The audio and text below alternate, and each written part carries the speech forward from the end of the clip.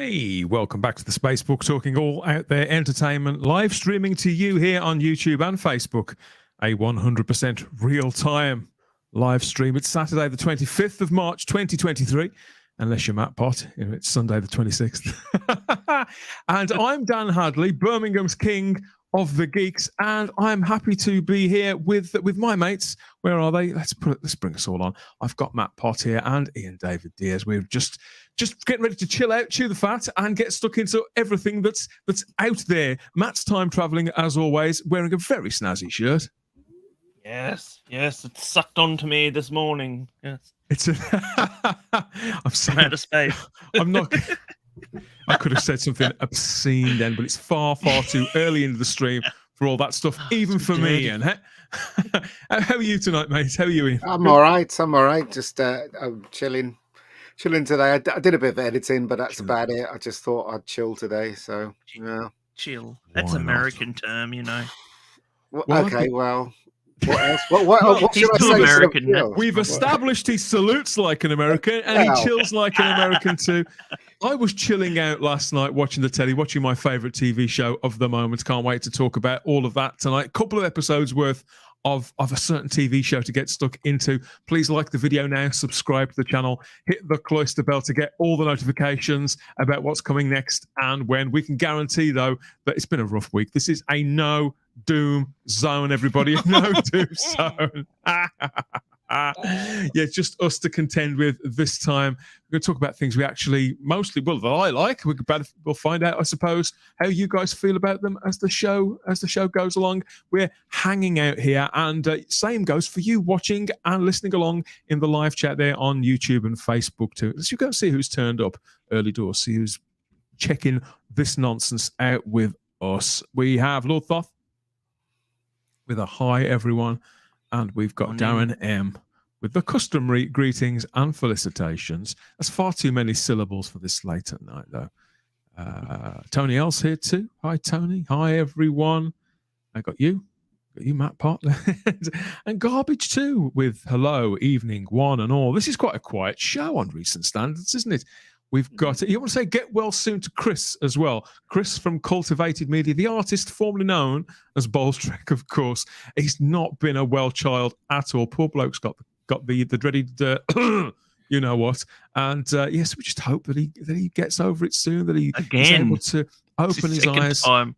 I think he's had it a couple of times. Yeah, it sounds like he's really suffering. So all I can hope is that he'll be able to open his eyes and look at a screen at some point and catch up on some Blu-rays. Some, because he does like his horror movies, doesn't he? So get something grisly on and make himself feel better.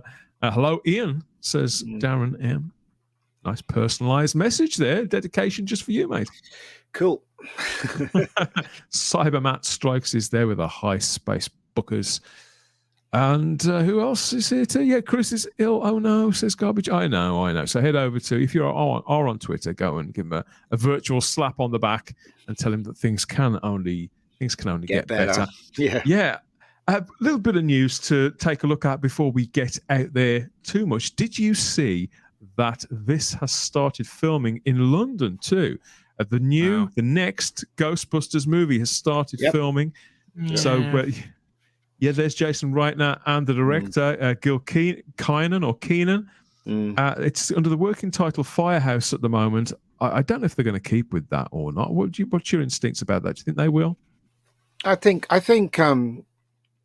that, well, the rumor is that all of them are in it. The kids, they're not kids anymore. I guess they're all.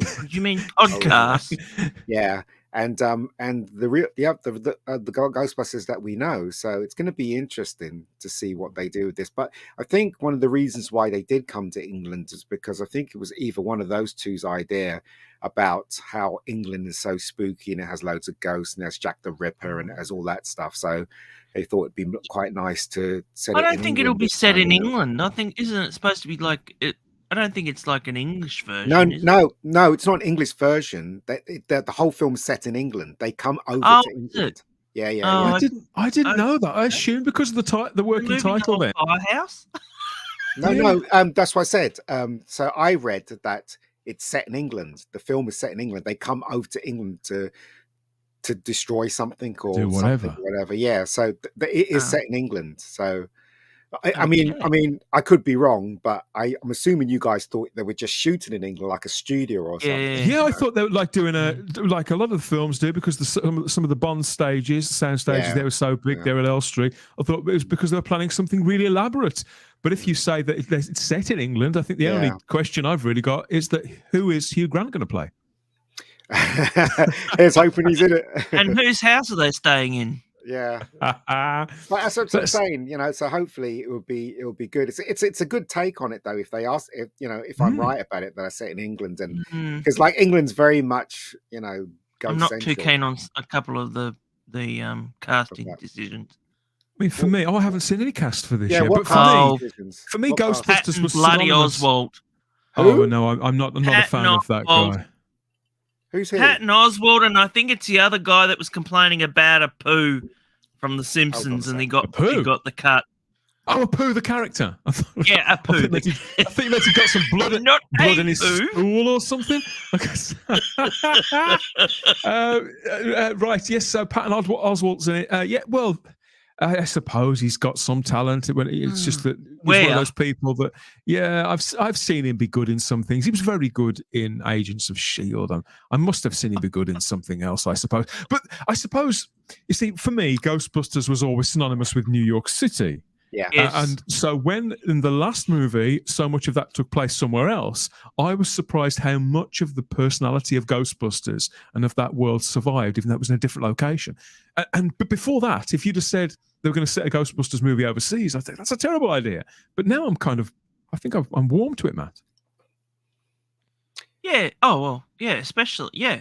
Yes, I am. But, like I said, I think if they keep to the core of what Ghostbusters is and don't go off too broadly, I mean, I'd love to see. I mean, it kind of reminds me of the, the Ghostbusters cartoon series where, they used to go things like the Boogeyman and stuff like that, I mean, the cartoon was quite good, I found. Absolutely. Some of the stories were quite good. It's like the Men in Black. Because it had a Men lot in of Black cartoon was really good as well. It had a lot of like J. Michael Straczynski and stuff like that. He wrote quite a lot of them, I understand. Yeah. I remember watching it. I'm looking forward to it, but I always say I did like the last Ghostbusters movie. I liked it, but it took a long time to get going. And I always say this: they should Afterlife. It took a long time to get going. Clear. Yeah. I just think they should have just had the original Ghostbusters in it from the get-go. Well, it was a rehash of the first movie, wasn't it? Yeah, it was. It was. Largely, And I mean, it was the Force Awakens of Ghostbusters movies, so it was just a way of convincing us. Familiar. That belch was my tribute to the rabbi from the didn't hear it. We didn't. You moved away from the mic, so we didn't hear it. See, the old pro damage limitation there. We've got a comment from Garbage. He says it sounds like this could be going woke. I'm not seeing that myself. I mean, just because Patton Oswalt, who is woke, is involved. Who is Patton Oswalt? He's the voice of the rat out of Ratatouille. He's also know who he is. He is quite vocal. He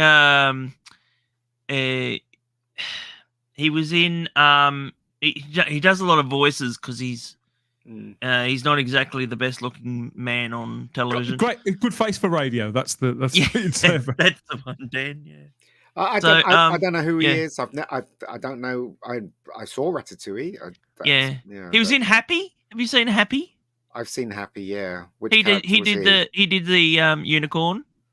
Okay, still don't know what he looks like. Obviously, I've not seen that either. No, he's just fat. He's fat and tubby. I enjoyed Ghostbusters Afterlife, but I'm worried about how it moves forward, as Ghostbusters was lightning in a bottle with the original 4 characters. Yeah, but it isn't nearly 40 years old. I think as a franchise, it has endured, it has moved. It does seem to have some sort of staying power. So I think we have to place a certain amount of faith in Jason Reitman, because he did deliver. He delivered a film that was more than fit for purpose, that was amusing, that had spirit, no pun intended, with that last one. I think we can just hope now that it's established that they can make a Ghostbusters movie all these decades on and have it function, that now they can really fly and show us what they can really do with it, and where they can take the franchise in the long term. I believe they could probably take this all over the world. Supernatural activity exists all over the world, if need be, in different locations. That's the idea. You could go to Tasmania and come and search you out, come and filch around in your garage there, Matt. Oh, we've got a couple of ghosts. A lot of convict ghosts. Right, writes itself, doesn't it? Go on. Yeah, but didn't the movie end with the containment car? Well, no, it ended. No, the containment thing was mucking around downstairs in the firehouse. Yeah, but also it ended with the Ghostbusters traveling. What bridge was that? I can't remember. The car, and there were obviously Ghostbusters in there. They were going to. Yeah. Remember the ending with the car was over the bridge? I can't. Was it one I didn't like bridge or something like that? I don't know. But I mean, the only one I didn't really. Yeah, the only one I didn't really bridge feel... as you see it on the opening title sequence of Taxi. So they're going into New York. yeah. So that's the only one I really didn't like in that whole movie was probably Wolfheart. He was a bit redundant. He was there just to for the romance, to try and fancy the girl. He was just there. But I always say this, right? I don't understand why they're not, because Ghostbusters is such a brand. Because it's obvious that Winston Zedmore is going to be the man in charge going forward with this, because he's the man that's financing the Ghostbusters. Again, towards the end of the movie, he was financing it, wasn't he? So he's going to be the man in charge, which is quite rightly so, because he's a really good actor, and I really do see him as one of the Ghostbusters. And I think if they keep Ray Stantz, Bill Murray was okay, but I don't think Bill Murray's heart's in it. If they kept Ray and they kept him, and they had new Ghostbusters, whether it be the kids or someone else, I think it should be okay. Actually, it should be all right, But fingers crossed. Let us know what you think out there in the comments section in the live chat on YouTube and Facebook. How are you feeling about the fortunes for Ghostbusters going forward? Or was Afterlife just an exercise in nostalgia that I think that was filmed before the pandemic, that it could be best left alone?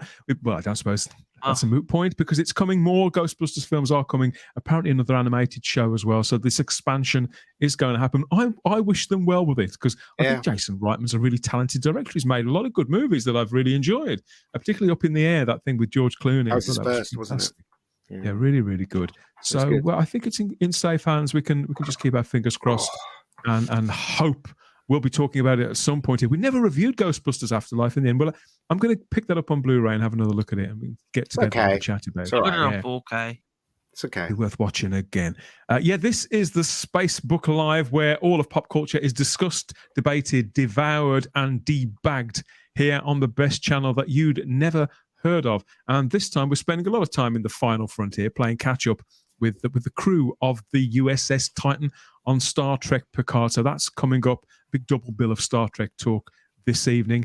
But there's lots else going on too. So let us know which other TV shows and movies you think that we should be keeping an eye out for, whether it's trailers, whether they're things that are on release, things that you've got to be in your bonnet about, things that you think deserve a rant or a rave. We're all ears. Let us know. That's a Spock gag there. Let us know in the comment section, of course. We've got more people, more comments. Up in the Air is an ace movie. So is Juno. Says Juno Tony L. And Side Matt Strikes. He picked the right actor for that, didn't he? the granddaughter, and Minnie Who knew? Ray were both class acts. I think a lot of people.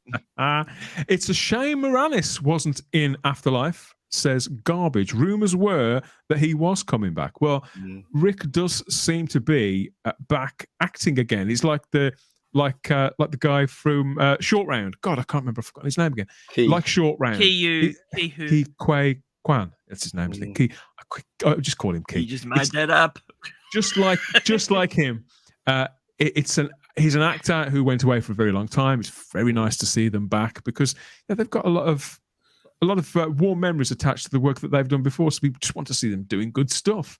And so I'd like to see Rick Moranis will be back. Well, Martin Short's back, isn't he? Because he was off for a long time. He's another one. Yeah. I can't remember what happened. I think Martin Short might have been quite ill. I know. I did hear the story. No, his wife was very ill. His wife was all right. Yeah, she's as well as Rick Moranis as well. That's actually why Rick Moranis.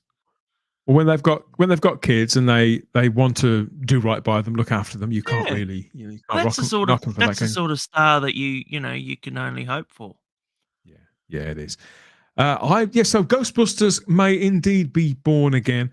This week, I feel slightly born again as well as a Star Trek fan, as a Trekkie or a Trekker. Now, I know that Keith Isles from Home Media Minefield, our mate Keith over there, when you say the word Trekkie, that doesn't go down too well with Keith, does it? Have you noticed that? He prefers Trekker. Have you got any preferences? He's a perfectionist, isn't he?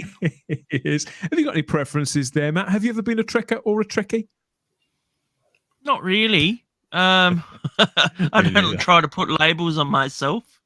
Oh, very good. No. Look, I don't care what people call me. I've been called worse. As long as I don't call you too late for your lunch, as my nan used to say. Yeah, this is it. I mean, Star Trek is one of a number of things that I've been into in various parts, degrees over the last 30 or so years, I suppose, because it was always on. Just like the James Bond films were always on Bank Holiday Monday and things like that. But obviously there was that massive expansion in the 1990s, and then the films just sort of carried on and then ground to a halt. But the thing did return to television in 2017 on CBS All Access, didn't it? And from there on, it was somewhat of a shower of you-know-what. And until very, very recently, where we all got... I think a signal was sent out, wasn't it? It's one of those that you hear faintly and you don't know if you want to believe it or not, about the whether Star Trek Picard Season 3 was going to be, never mind as good as they were claiming it was going to be, that it was going to be even remotely watchable. I think now we're past the halfway point. That's what we're at now. We're at the halfway point as we get into this discussion now. And, it's certainly the highlight to this born-again Trekker or Trekkies week. So we're going to get stuck in, and where should we start? We're going to get stuck in now because I talked about 2 weeks ago.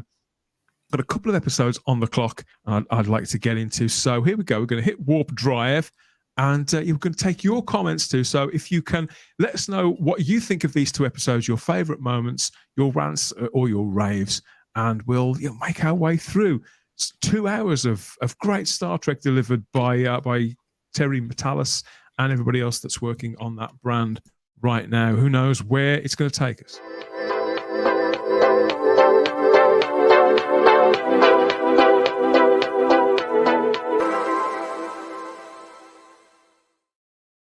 That's the wrong sting. I wanted this one.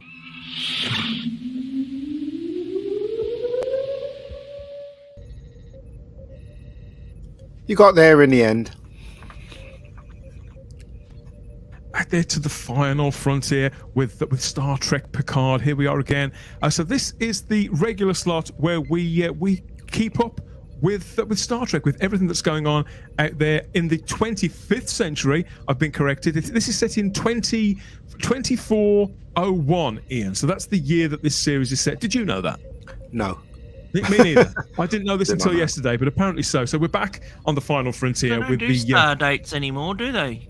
No, not for the time being. I think that they'll probably come back in time, won't they? But 2401 is where we are for this big reunion of the cast of The Next Generation. They're slowly coming together, aren't they, across this 10-part season. and this is our continuing mission to keep track with Trek as it works towards its conclusion. So we've had 4 episodes before we get to this point.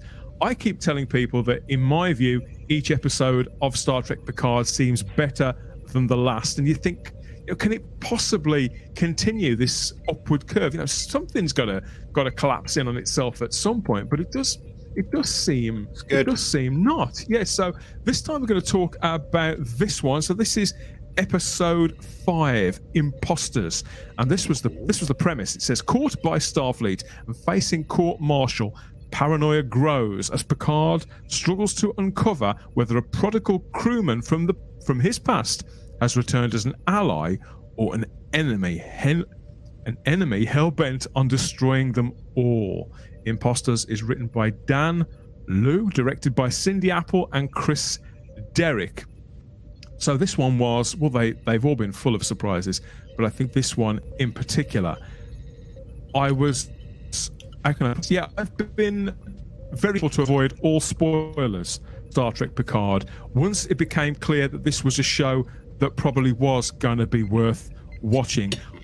We were promised that there were going to be plenty of surprises, and this one really, really delivered. Of all the characters from the past of Star Trek, from the 24th century shows that we were going to see again, I think that Ensign Ro Laren, Matt, was probably at the bottom of the list of people I thought they would get, simply because the actress that played her then and plays her again in Imposters, Michelle Forbes, has gone on to do so many things, hasn't she? Yeah, well, when she initially came on screen, I was like, is it? No. Is it? Is it? Because it just... It had some she had some familiarity from, and I was like, yeah, that's Ro Laren, So I was like, oh, this will be interesting. I wasn't expecting that at all, but I thought she wouldn't last long. So. Well, I had to really think back, because obviously I bought every single Star Trek on VHS, all those seasons back there in the 90s. I followed that character all the way through, but even though I've watched TNG all the way through at least 3 times, possibly 4, I couldn't remember how her story had ended. I did. I did. Yeah. And you know what, right? This episode was very, very... There was a scene in there when they went into the holodeck, and it was a very moving scene between them both. I don't know what you thought, Dan, but that was very moving. Well, I'd forgotten. I think that it was up until we got Patrick Stewart and Michelle Forbes together that I remembered that relationship between those 2 characters. Yeah. That he'd taken that kind of mentor role with her, because she wasn't on the show for as long as I think they'd initially planned. She was on an entire season, and she was originally supposed to spin off into Deep Space Nine. Yeah, and then she got replaced, didn't she? She got replaced by another actress, and I can't. Yeah, because she didn't. I don't think she wanted to do it. Apparently, but she got snapped for a big movie at the time with Brad Pitt and David Duchovny called California.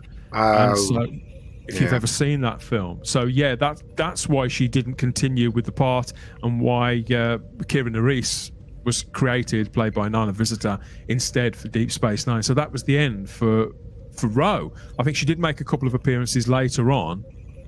I don't know whether that was in her original contract or an arrangement that they came to amongst themselves. But yeah, it just stirs up lots and lots of memories. And obviously, I've kept track of Michelle Forbes' career since. She was on Battlestar Galactica for a time, wasn't she, Matt? On the remake of Galactica. I wouldn't know. I don't like that show at all. I don't like Battlestar Galactica remake at all. I haven't watched it. She played the commander of an entire Battlestar. So it was a very, very strong character. Obviously, she was a good 15 years old. She's a very strong actress. Yeah, I'd forgotten how good she was. I think she's been in the X-Files. All sorts of stuff that she's been in over the years. Yes. Mm-hmm. But she was the highlight of this episode for me. Oh yeah. But even so, it was an episode, like all of them, that was full of highlights. Like I said, the moment where she turned up, I wasn't expecting her to be there, and to see again Patrick Stewart. We've commented about how he's looking his age and he sounds his age. He does. But the better material is bringing out I believe the strength, that well of experience where he's able to, I suppose, from his own life and from other parts that he's played, as well as his 35-year connection to Picard himself, he's able to bring all of that to pretty much every scene. He seems so energized and engaged by the material. I mean, you're absolutely right, Dan. I mean, he's really old, and in his voice you can tell that he's quite old. But that scene in 10, is it 10 Forward, in the holodeck thing was really good. He was obviously, you can tell he's struggling to actually get his strength out there, but it was a really good performance by him and by the actress, which I can't remember her name. But overall, it was a really good episode, I found. I don't know what you guys. How are you finding this plot? Because it starts, doesn't it, with they recover the body of the changeling that Seven had killed in the previous episode. That it had copied Sidney LaForge, hadn't it? And so they start to perform the post-mortem. It's a typical sort of body snatcher infiltration kind of story, isn't it, that we have seen in other TV shows and films. How do you feel about it in this? Is it because I suppose we're here for the characters, really, aren't we? But the plot isn't inconsequential, but it is what's going on around the outside. Are they selling you on this plot, on this conspiracy? I'm all in for this. I mean, it's an interesting story about them taking over Federation and stuff like that. I like the idea that now they can't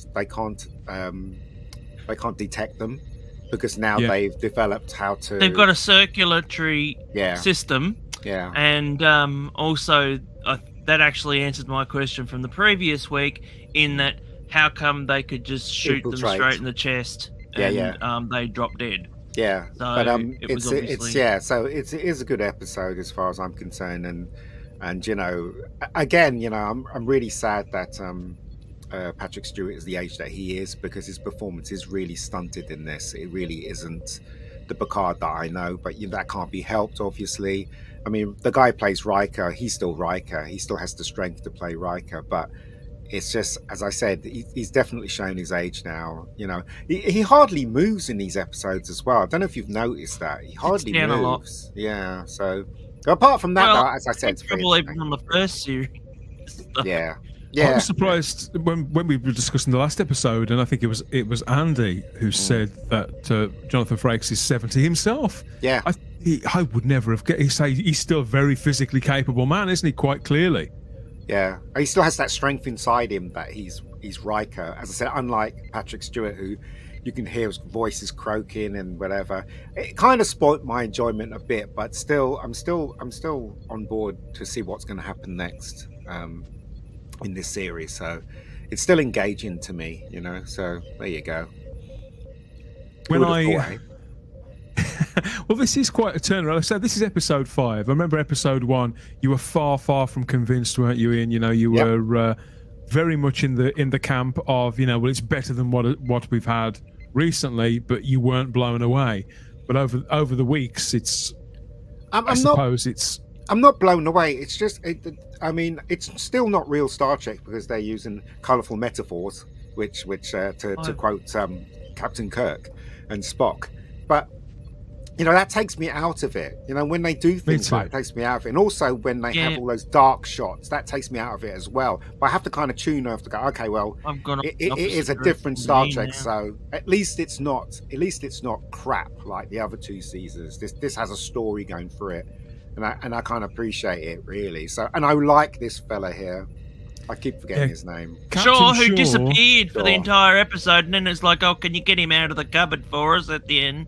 He was chilling out in his room. He was chilling out in his room. I do like the fact that he's a very strong character. He is. But obviously, they have to turn characters like this up and turn them down. Because that's what happened on the original shows either. They weren't all present all the time, were they? And I would imagine that Captain Shaw will have his own arc in this series as well as it reaches its conclusion. I don't think he's been forgotten about at all. Every time he speaks, you sort of hang on his every word. It's either going to be moving or amusing, or make you think, this guy's full of what. And the Titan as well, the ship. I know there's a lot of people out there who really wish this was the Enterprise, but I'm starting to get really fond of this of this ship. I think it's got a character all of its own. It looks so formidable. I don't know. A lot of people like this, but to me, it's just a CGI in the computer. It's not something physical. I said this before. Yeah. I prefer the models. Something about a model. I don't know. I'll stop there. But design's okay. I don't necessarily disagree with you. I know that they can make large models and do on some productions of spacecraft, don't they? And they sort of augment them with CGI. Well, but it was Voyager, wasn't it? That was the first one to be CGI. I think so. I think you're right, Matt. I think there were physical props of Voyager, but I think they were nowhere near as big as they'd had in the TNG era. I can't quite remember. Also, the reason why the CGI looks acceptable but doesn't look spectacular is because I learned a couple of days ago. Remember the film Star Trek, the one JJ did, the first movie. The reason why that, the ship that appears, that was the Romulan ship in the movie. The reason why it looks so expansive and so big is because in the computer they designed it with that size in mind. Do you know what I mean? So they literally made it that size in the computer. So you can go into it and it looks really big. But with TV CGI, they design it such a way. They don't design it as the size that it's supposed to be. So do you understand what I'm saying? So it's like having a model of a smaller size of it. That's why it doesn't look huge. It doesn't look like it's like a huge. It doesn't look cavernous. No, you're absolutely right. Yeah, so that's the reason why, I guess. But because to do something like that, you need a lot of processing power, I guess. But this isn't a movie; it's a TV thing, and I guess they've got a budget, haven't they? So because it takes longer to do something like that. So anyway, sorry, I'll stop there. No, I agree. Well, in this episode, we also see Raffi and Worf continue their investigation. Yeah, don't they? And they return back to the gangster world, where they now think they're going to be big shots, but they're quickly apprehended by this sort of gangster Vulcan, aren't they? And they fight to the death. And again, I can't believe that I fell for this because I didn't fall for it. I get really invested. I get really wrapped up in these things. And so when she stabbed him, I knew that Worf wasn't going to die because I've seen pictures of him from later episodes. But I don't know. I'm very convinced by the bond between these two characters. I think Michael Dorn has slipped back into this character as effortlessly as you would think. Apparently he was in 175 episodes. I think 175 episodes of various Trek more shows. Than that, wouldn't it? I'm pretty sure it's more than that. It could be 275. He's also in the movie, wasn't he? He's appeared as well. In that character more. He's done more screen time than any other Star Trek character played by the same actor ever. So I suppose putting the makeup on and swinging that batleth, it's probably is going to come second nature to him. But he's really brought out the best too in Michelle, who plays Raffi. This is a character that I don't think any of us are going to ever be completely on board with. I don't like her still. But I'm not sure if I do or not. But at least now I feel like I'm getting to know her. She's starting to round out as a character, which I think is due to the patience. So? Yeah, I do. Yeah, I think that's down to the patience of the actress and the fact that she's working. This is some of the cast of the first two seasons were she's working. But the thing I don't like with people. She doesn't humble herself. She doesn't listen, and she's always arrogant to a point where it's becoming silly now. Do you know what I mean? So hopefully she'll calm down, and because that's the reason why I don't like her. It's only taken her 3 seasons. Yeah, that's the reason why I don't like her. Even when Worf is telling her something that makes sense, and even when she's talking to the hierarchies as well, she's still arrogant. Her attitude is still irritating. Yeah, it is. Sorry, carry on, Dan. Well, I do wonder if it's a character that's also, could meet an untimely end. Are they going to redeem her somehow? Is she going to have an end point, have a destiny? Please in this? let her go. We can only hope. That'd be the end of that. That'd kill any tie to the original Picard season. Because working with Worf does seem to be transforming her, and obviously she's not a juvenile. She's not a character. She's not his apprentice as such. but she's obviously That's somebody it. who's at a crossroads in life, isn't she? No, And but she's she looking is. for looking for Man, direction. don't you Her career sort of ended, or it's in an impasse. Her relationship has ended. Her family she's estranged from, and she's sort of latched onto Worf, who's a character who was in turmoil a lot of the time that we spent with him on both the Enterprise and Deep Space Nine. He was always in turmoil. Now, ironically, seems to have found some peace. Apparently, still chopping people's heads off though. yeah. I mean, this is the thing. You get a character like Worf to kick some ass as well, don't you? Yeah. So we've got Michelle Forbes back there as Ro. I did wonder if they weren't going to have her as some sort of main villain all the way through, but like you, I was happy to see that in the course of this, that herself and Picard, they were able to lay down their arms and settle their differences and reach a point where they could connect again quite quickly. They could move the plot along and get to the heart of their relationship and make us feel something. Make us feel something in, because that's the truth in these situations. Even though they're set in the 25th century or wherever, we've got to still feel like we're following human beings, aren't we, or people at least. Yeah, it's all about the relationship. It's all about the characters. At the end of the day, you can put. Mandalorian's proved it, hasn't it? Special effects are terrific in Mandalorian, but the actual story and the characters are non-existent. But in this Star Trek, these characters are, you really do care about them. Really, let's face it. I care about what's his name, Riker. I want Riker to live. I actually want Picard's son to overcome what he's suffering, basically. So his illness. Because I'm warm to him. He's arrogant, yes, but he's also very heroic. That's the thing about him. I used to find Commander Riker, quite a cheesy character. Yeah. And I wouldn't say I ever hated him, but he was the one member of the crew where I kind of tolerated him. Yeah.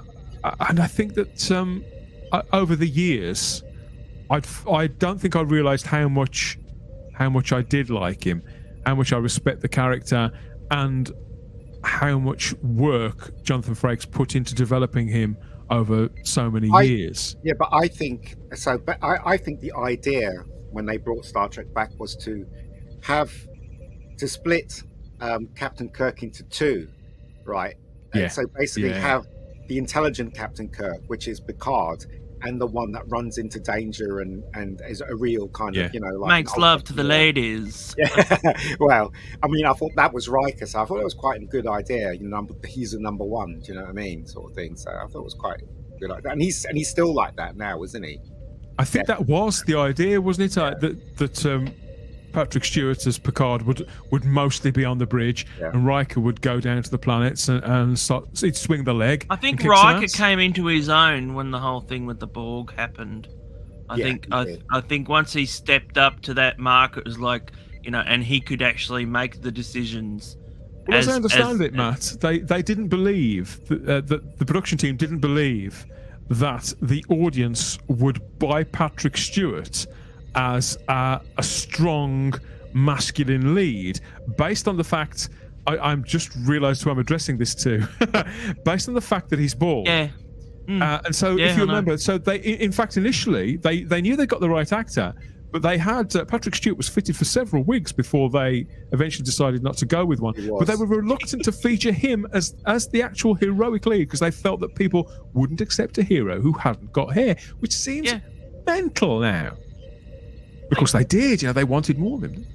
Oh, look, I mean, a lot of people point out that I'm bald all the time, and it's like, well, it's like second nature to me. It's like, yes, I am, and it doesn't affect me whatsoever. I'm still the same person, It's like Ian being black. It's like, it's pointing out the obvious, and a lot of people try to, use that against us.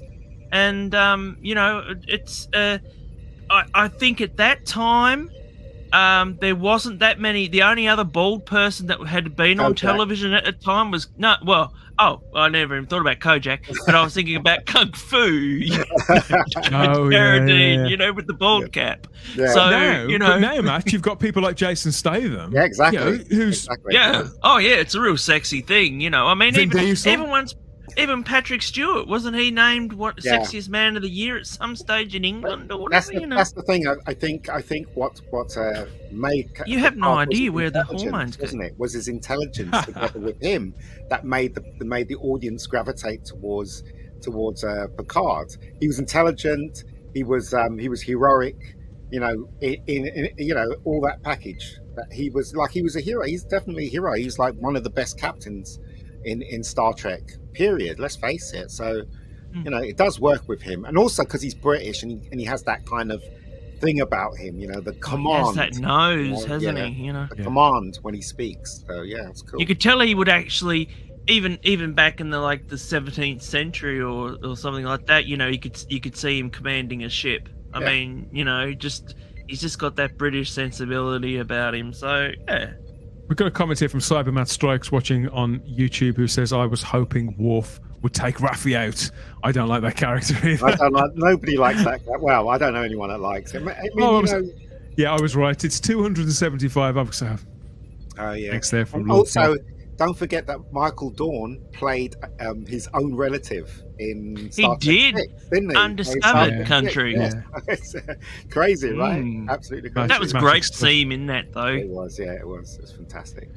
We also got to see a pretty slick new starship in this, the Intrepid, the USS Intrepid. We have had a USS Intrepid in Star Trek before in the original series, which I think was a Constitution class starship. But in this, it's like some sort of dreadnought, isn't it, Matt? The dogfight. Could you call it actually? What I want to know is, was that actually being ran by the what do you call them? The changelings. The founders, the changelings. Yeah, because I think that if there was a lot of people that were like, you have to fire on your own ship, there'd be a lot of questions. You know, I mean, why would they? Just because of Ro attacking that ship, you know, it was Ro that did it. So why would they start? You know, it's like that's what Ro was saying to Picard. She was saying that it's gotten worse. You know, they're everywhere, infiltrated everywhere. Yeah. So they could tell that. So, for instance, if that ship's run by some of the changelings, right? There could be humans on board, but all the changelings have to say is tell them some stupid story and turn it around, and obviously they're gonna follow, aren't they? That's probably what they did, because when the little thing smashed into that ship, they probably said, "Oh, they're attacking us. Yeah, we have to stop them." You know what I mean? And the humans just follow through, wouldn't they? So, you know, I don't know. Every time they do this, and we've seen this a few times in Trek over the years, they'll put a starship, the hero ship, usually the Enterprise, against a starship that is 5 times its size. Star Trek Into Darkness did that ridiculously, I suppose. Was it called the Dreadnought in Into Darkness? Something like that. It was a very similar kind of thing. But the Intrepid, I thought, looked a lot better on screen. And when they squared up to one another, it did seem like the Titan. You fear for that little ship. The Titan's not even a battleship, is it? It's just was it? No, it's meant for discovery and science. Yeah, so it doesn't really have any stuff in it. Which is what they were always meant to be, anyway. It's a David versus Goliath thing, isn't it? So, yeah, you know what I mean? So that's what they're trying to do. So the little ship that could, you know what I mean? So there you go. So it concludes with Ro, Commander Ro now. Is it Commander Ro? Commander Ro makes the ultimate sacrifice, doesn't she? And plows her shuttle into the bit of nacelle plastic surgery, because that really annoyed me, because I think that's initially the reason why I didn't quite recognize her at the beginning, was the whole circumcision bit at the top. You know what she had a more prominent nose in the original series, and I know, you know, they adjust things and that, but it was just probably a little bit too much. It's Hollywood. I suppose prosthetics have moved on quite a lot, haven't they? No, I don't think it was a matter of the prosthetics. It was a matter of what it actually had. She had this like a round thing at the round tip at the top. If you got those earlier photos, Dan, you can see it. You can see it so prominent. It's just the fact, you know, it just looked. I think they tried to make her look like more like Kira Nerys. You know, it just didn't. I didn't quite realize who it was, and I think that may have had something to do with it. maybe it was the actress that had plastic surgery on her nose. No, see, look, look, So- look, see the round thing on the forehead. You know, she's had that like whole thing trimmed, and She's it had just a didn't. mole removed as well. Oh yes, you're right. As I said, maybe it's the actress that's had plastic surgery, and that's why she looks a bit different. Because in Hollywood, a lot of women that reach the age, they do have extensive plastic surgery. Do you know what I mean? So I don't know. Maybe it's just that she's old, and Maybe you a know. mole's moved all the way up the back. But I mean, it's obvious that the woman that plays Crusher has had extensive surgery, hasn't she, on her face? So it's obvious that she's had it. So Another thing that really annoyed me was the fact that Riker never even brought up the fact that he'd slept with her. how's he going to bring that up, Matt? He's going to go to Can't Picard. be And go, said you the know right what, Picard? Yeah, but it didn't. I He banged didn't her. even. He didn't even go. Oh, we've had things in the past and all that sort of thing. Never even mentioned it at all. Mention You it, know. Yeah, you come up with that. But that was a good scene, though. That was a good scene where she sacrificed herself. Just goes to A prove bit that. slow, wasn't it? No, I It was don't like know. it was. No, that was probably the slowest. just It's like, love oh, the just idea bloody aim at the thing. But there could have been scenes that were edited out of this, for some sort of late night transmission where Riker nudges Picard and says, "Hey, I had it on with her. I rearranged the guts for her." No, it's I don't think it's that kind of humor. I can't see how it would have arisen. Any kind of locker room talk like that, I think there were more Let's important just things go to in do. there. I really felt this moment though when, it does seem really obvious now that was going to happen. But I got suckered in by this, and seeing this character, who was only a small, medium part of TNG. Her last moments on screen, probably. I mean, Denise Crosby's come back several times, hasn't she, as various versions of Tasha Yar. But I'd say this is probably the last we're ever going to see of Ro Laren, as she takes out the nacelle just to get a little bit of a head start there for the crew of the Titan. It's a great moment, a good way to go out in a show like Star Trek, I think. And this vessel, the Intrepid, I do love a good starship, and this is gorgeous. It's, the secondary hull sort of moves slightly under. It looks like the trigger. It looks like a great big phaser, doesn't it? Like you could It looks fire. like a phaser with a circle on it. Yeah. Yeah, you could fire the top off Offie and skim it across the kitchen, fire it at your mum when she's doing the ironing or something like that. It'd be good, that. I don't know. I mean, they're very sleek. That's the one thing I really don't like about these new ones. They're too sleek. Do you know what I mean? I do prefer the Constitution class versions. It gets worse, doesn't it, though, Ian? When you see the future start, the future enterprises and that, oh my god, it looks like they look awful. Yeah, when you compare the Yeah. Intrepid, this was the original Yeah. Intrepid as it was in the original series, Yeah. compared to the new one. So it's keeping Remember the same. It's an evolution. As a designer, Matt, as a character designer, you can see the lineage there. It's been done well, but I suppose how far do you push it before it loses its charm? How innovative can you be with those shapes, with those orientations, until the point where it loses its charm? I mean, one of the things that I loved about Discovery when it first started in those first 2 seasons was the starship, the Discovery itself. I thought it was just beautiful. Obviously, because that design had that lineage stretching right the way back to the aborted movie, the Wrath of the Titans thing, didn't it? And so when they went back to it and redesigned that for Series 3 and made it look all sort of sleeker, to me, it just lost all its character when they filled in all the various bits that were missing and took other bits away. They made it look too slick and it just looked like any other starship. But I do love all this stuff. I mean, there are entire YouTube channels that go really deep on starship design and sort of create their own. And all it's fantastic stuff. I mean, awe of people who can do that. But yeah, I mean, that was the scene of the thing for me. The moment where the Intrepid and the Titan square off against one another. It was the closest I think we've had to a Star Trek 2 moment in this, between the Reliant, wasn't it, and the Enterprise in that. And it's. What are they going? This is the thing I love about this show. As cheesy as it can be at times, and I don't want to say it's derivative, but I sincerely don't think it is. But these are classic Star Trek beats that they're hitting to make sure that we're in no doubt we're watching a Star Trek show. But it still works. I think it works because we haven't heard this tune played for a very, very long time. It's been 20 years. When did Enterprise end? 2005. And I like the JJ movies, but they were quick fixes. They're over in 2 hours. This is something we can enjoy over a period of a couple of months and really sink into it. And I'm immensely grateful to Terry Matalas and everybody else. I mean, they're trying to find the balance between the JJ version of Star Trek and Star Trek. This is what I feel about this series.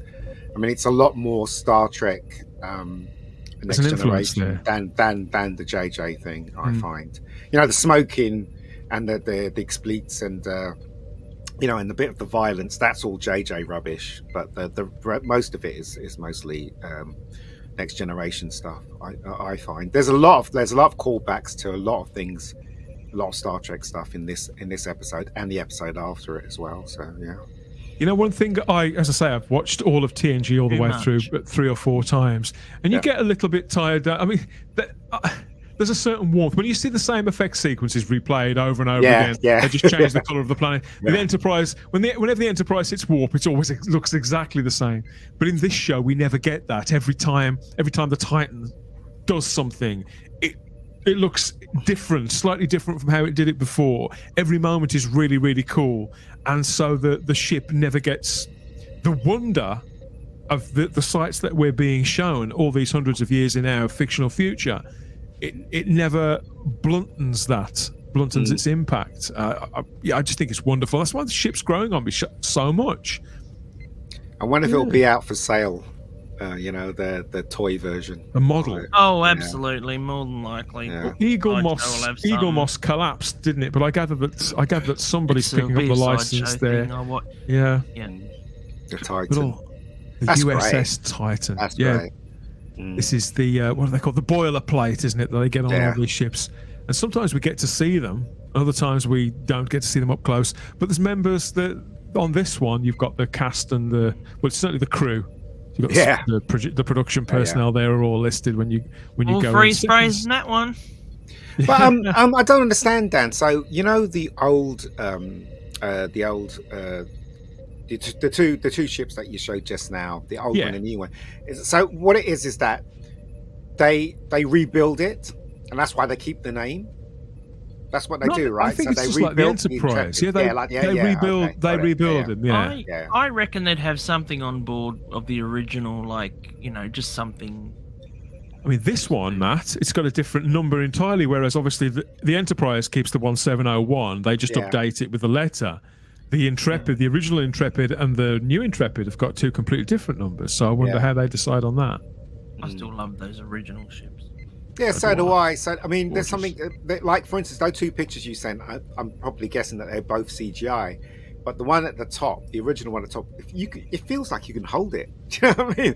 This one, the Constitution one, but the other one, it just seems too perfect. Do you know what I mean? It just seems so. I don't know.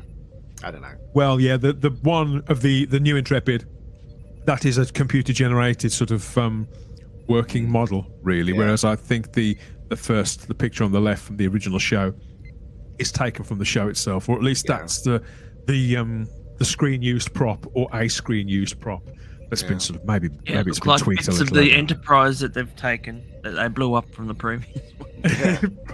It almost certainly was. So I thought that was a really strong episode, it was my favourite episode of the bunch because of the visual kicks to it, the emotional centre of it, Matt. That's really important to giving us a rounded hour's worth of entertainment. The fact that it moved the arc on as well in a definite way. They're not just letting that fester away in the background and think, we'll wrap that up whenever, like a lot of scripts do. Something is happening in every scene all of the time, and some of it is offered with a lightness of touch, and other times it's offered with great weight, but it's constantly moving on. I always feel like there's never a scene wasted in this. Are you talking about the next episode? This one, well, no, this one, but it goes for the entire show. Because when you look back across the stretch of all of them, really, it's been the same since this I'm finding a real pattern with some of them. So this one with Rolaren I enjoyed. Even though I'm just waiting for him to get off that damn ship. I think that's the only thing. That's the only thing that I'm slightly missing, because everything that we're seeing is on starships. I would like them to go to an alien planet or to some sort of planet at some point. Their budget was very low though. For this one, it was lower than the other 2 seasons. So I wonder why that was. Wow. But I just I don't know. Some of it's just coming off a bit samey now. But yeah, no, I'm strong characters, and that's the main thing. It's the actors that bring this to I mean, Ro, she just slipped straight back into character as soon as it did seem like the same person. Yep. It did seem like the same person, didn't it? And those were the same relationships that all those decades in between had passed. And they were picking up conversations that they always wanted to have. Like Picard said at one point, I've rehearsed this conversation for the last 30 years. It's moments like that. I mean, also Terry Mataus was saying that he had to explain it to the people above who she was, because originally he wanted it. He wanted her in, I can't remember, something, and they said, who is she? So he had to explain, he had to fight to actually have this character in the show. Apparently that's what I read, or maybe I got that wrong.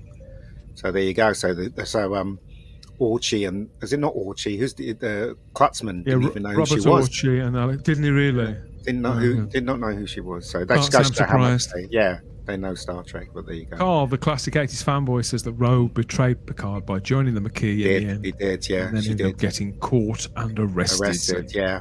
That's why he was surprised to see her back in Starfleet, because that's how it was left, wasn't it? So, because she was in prison. She was in prison, but at least they explained that. Yeah. Rest in peace, Ro Laren. What a great character.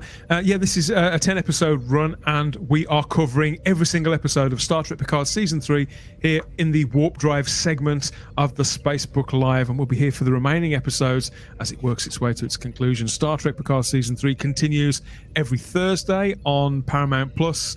We get it in the UK on Amazon Prime the following day. I think most international markets get it when we get it too. So, that's it for this one. What would you give that, actually? If you had to give this a warp factor out of 5 imposters, Matt, what would you give it? I was going to say a 7 out of 10, but I'll probably say a 3. 3. How about 3 you, out of Ian? 5? 3, definitely. Give it a 3. I think I'd give it higher. I'd give it a 4. I think I'd give it a 4. But would I have given it a 4 last week? Or am I just giving it a 4 because I know that things get even better? I don't know. There's a lot of ifs and buts in that, isn't there? But let us know what you think of episode 5 Imposters in the comments section. Of course, as always, sit this back.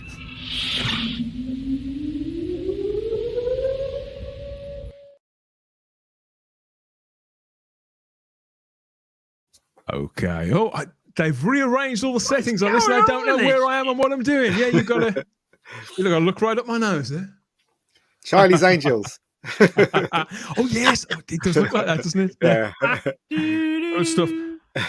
Okay, so thank you to everybody who's watching and listening along currently in the comments section on YouTube. Keep them coming by all means. Got a few people here. Tony L says, I think maybe because of the limited budget, the scripts, the direction, the performances has to be good due to them staying on the same sets. The drama has been brought to the front, I think. Mm-hmm. Definitely. Ian's on his 3rd course. I have to eat. I get served food. I can't turn it down. I think, what has he got this time? What's he got this time? Kentucky Fried Chicken. That's what I've got. The KFC. Okay, we had a comment in the live chat a moment ago, and I want to try and find it again. It's from Garbage. He said, I had an Enterprise toy. It was big and metal. It took batteries. It never worked, though. I never had one of those. I think I had a die-cast metal Enterprise and a little a little Klingon ship as well that was bright blue. I think it was from the motion picture. There weren't many Star Trek toys around when I was a kid, and I wanted them. I wanted this stuff, but you couldn't find them. Heaven knows how I'd have Playmates felt. ones. I never owned any of the Playmates ones. I thought they were too fat and chubby. Airfix. I had one. I don't think it was Airfix. It was Rivel. And we had to put it together with glue and stuff and paint it. I had one of them. My brother sat on it. So there you go. Well, console yourself with this look at it's a bit like Bullseye. This is what we could have won. Enjoy the ad break, everybody. We're back in a couple of minutes. Stardate 45486.1. After delivering needed supplies, the Enterprise shuttlecraft is threatened by disruptor cannon fire from a renegade Klingon attack cruiser. The shuttlecraft fires back with its phasers, which are deflected by the Klingon shields. Suddenly, the Enterprise appears, firing her photon torpedoes. The Klingon cruiser is overwhelmed, activates its cloaking device, and is gone. Under impulse power, Enterprise maneuvers out of orbit before engaging warp drive. Star Trek: The Next Generation. New action accessories from Playmates. What's this one now? 1632. Brain training. 5. 25. Stop showing off. Well, 7 is 8. 8. Let Mummy have a go. 6. No, come on. 8, 7's 56. 6. You're so good at this. Inspired by the research of neuroscientist Dr. Kawashima, brain training combines several daily brain exercises that help train your memory and keep your mind sharp. 63. Is that just a favourite number of yours, 63? Or is it the right answer? Give your brain a daily workout with brain training and more brain training only on Nintendo DS. Sun. That's the Earth. And the Moon. That's about the same. Let's see how far Saturn is. Wow. 1 billion miles. Doing your homework? Yeah, almost done. Programs like Redshift really take off with a Pentium processor inside your PC. Now let's see. The Kirati system. The Intel Pentium processor.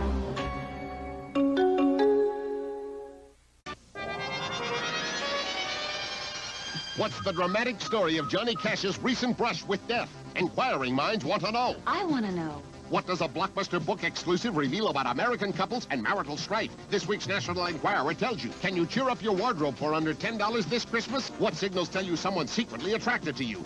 It's in the Enquirer.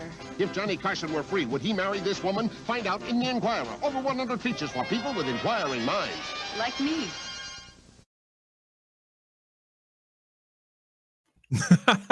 Do you have an inquiring mind, Ian? No. And you know what? That toy, the Star Trek toy, it was by Playmates.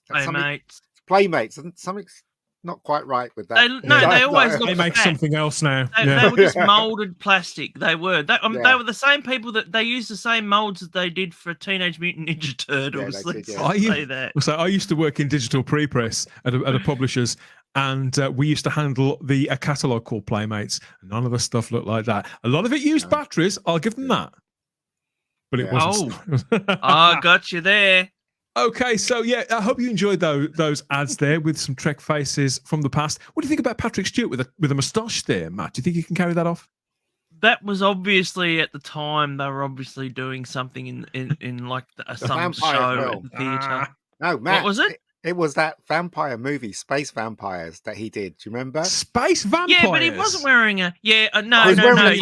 Life Force. Yeah, he was wearing a tash, wasn't he, in Life Force, wasn't he? Yes, he was. I think. There you go. He might have just come off that. No, I'm joking. But I think he was in the theatre with what's her face? He was. Julie Walters. Julie Walters. So I think at the time. I only found out a couple of years ago that Julie Walters. I knew she was from Birmingham. Was all that I knew. What I didn't realise was that she grew up about half a mile from where I am now. I had no idea she was a local girl. I thought she was great in. She played a Mary Whitehouse. She did, didn't she? Yeah, quite good. She's a good actress. I like. My favourite Julie Walters part is still Educating Rita. Well, I wouldn't call her a comedian as such. I think Victoria Wood, her one-time partner. That's what I'd seen her in. Yeah, because I'd seen her in. She did some sort of weird thing when I was researching that Nolly Apparently they did something together that was very similar, and they took the piss out of it. So that's why I was like, oh. Life Force, awesome movie. It is. It's a, rubbish, we but got to it's cover fun. that one, Dan. We got to cover Life that one. Force It's brilliant. Definitely. I've got a list. So once we've done with PICARD, I've got a few things to run past you, and I think Life Force is a strong contender for a film to look at, because it's a silly film, but I'm very fond of it. It's a shame it didn't make as much money as it should have done. Put it that Yes. way. Oh no, fantastic effects as far as I'm concerned. Yeah. Oh, it had a very special effect on me. I can.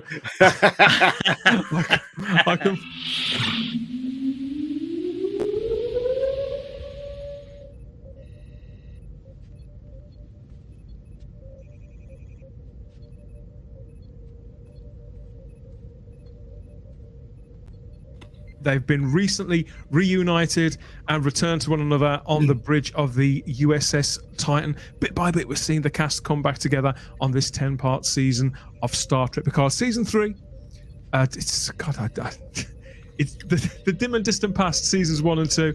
It's almost, I don't view this as season 3. Every time I say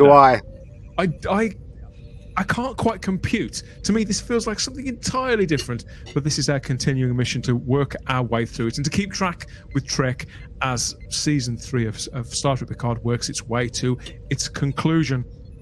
Lots of iconography and new ships every single week on this show. There's always lots to feast your eyes on, as well as things that chime with us emotionally too. And this episode, the 6th episode, was no different. In fact, there was probably more in this than any other. I think episodes 5 and 6, because I think that these episodes, the component parts to this, they're acting as sort of clusters, Matt. The first couple were kind of setting the scene, sort of teasing us as to where some of these characters had been over the last 20 years and bringing some new pieces onto the board.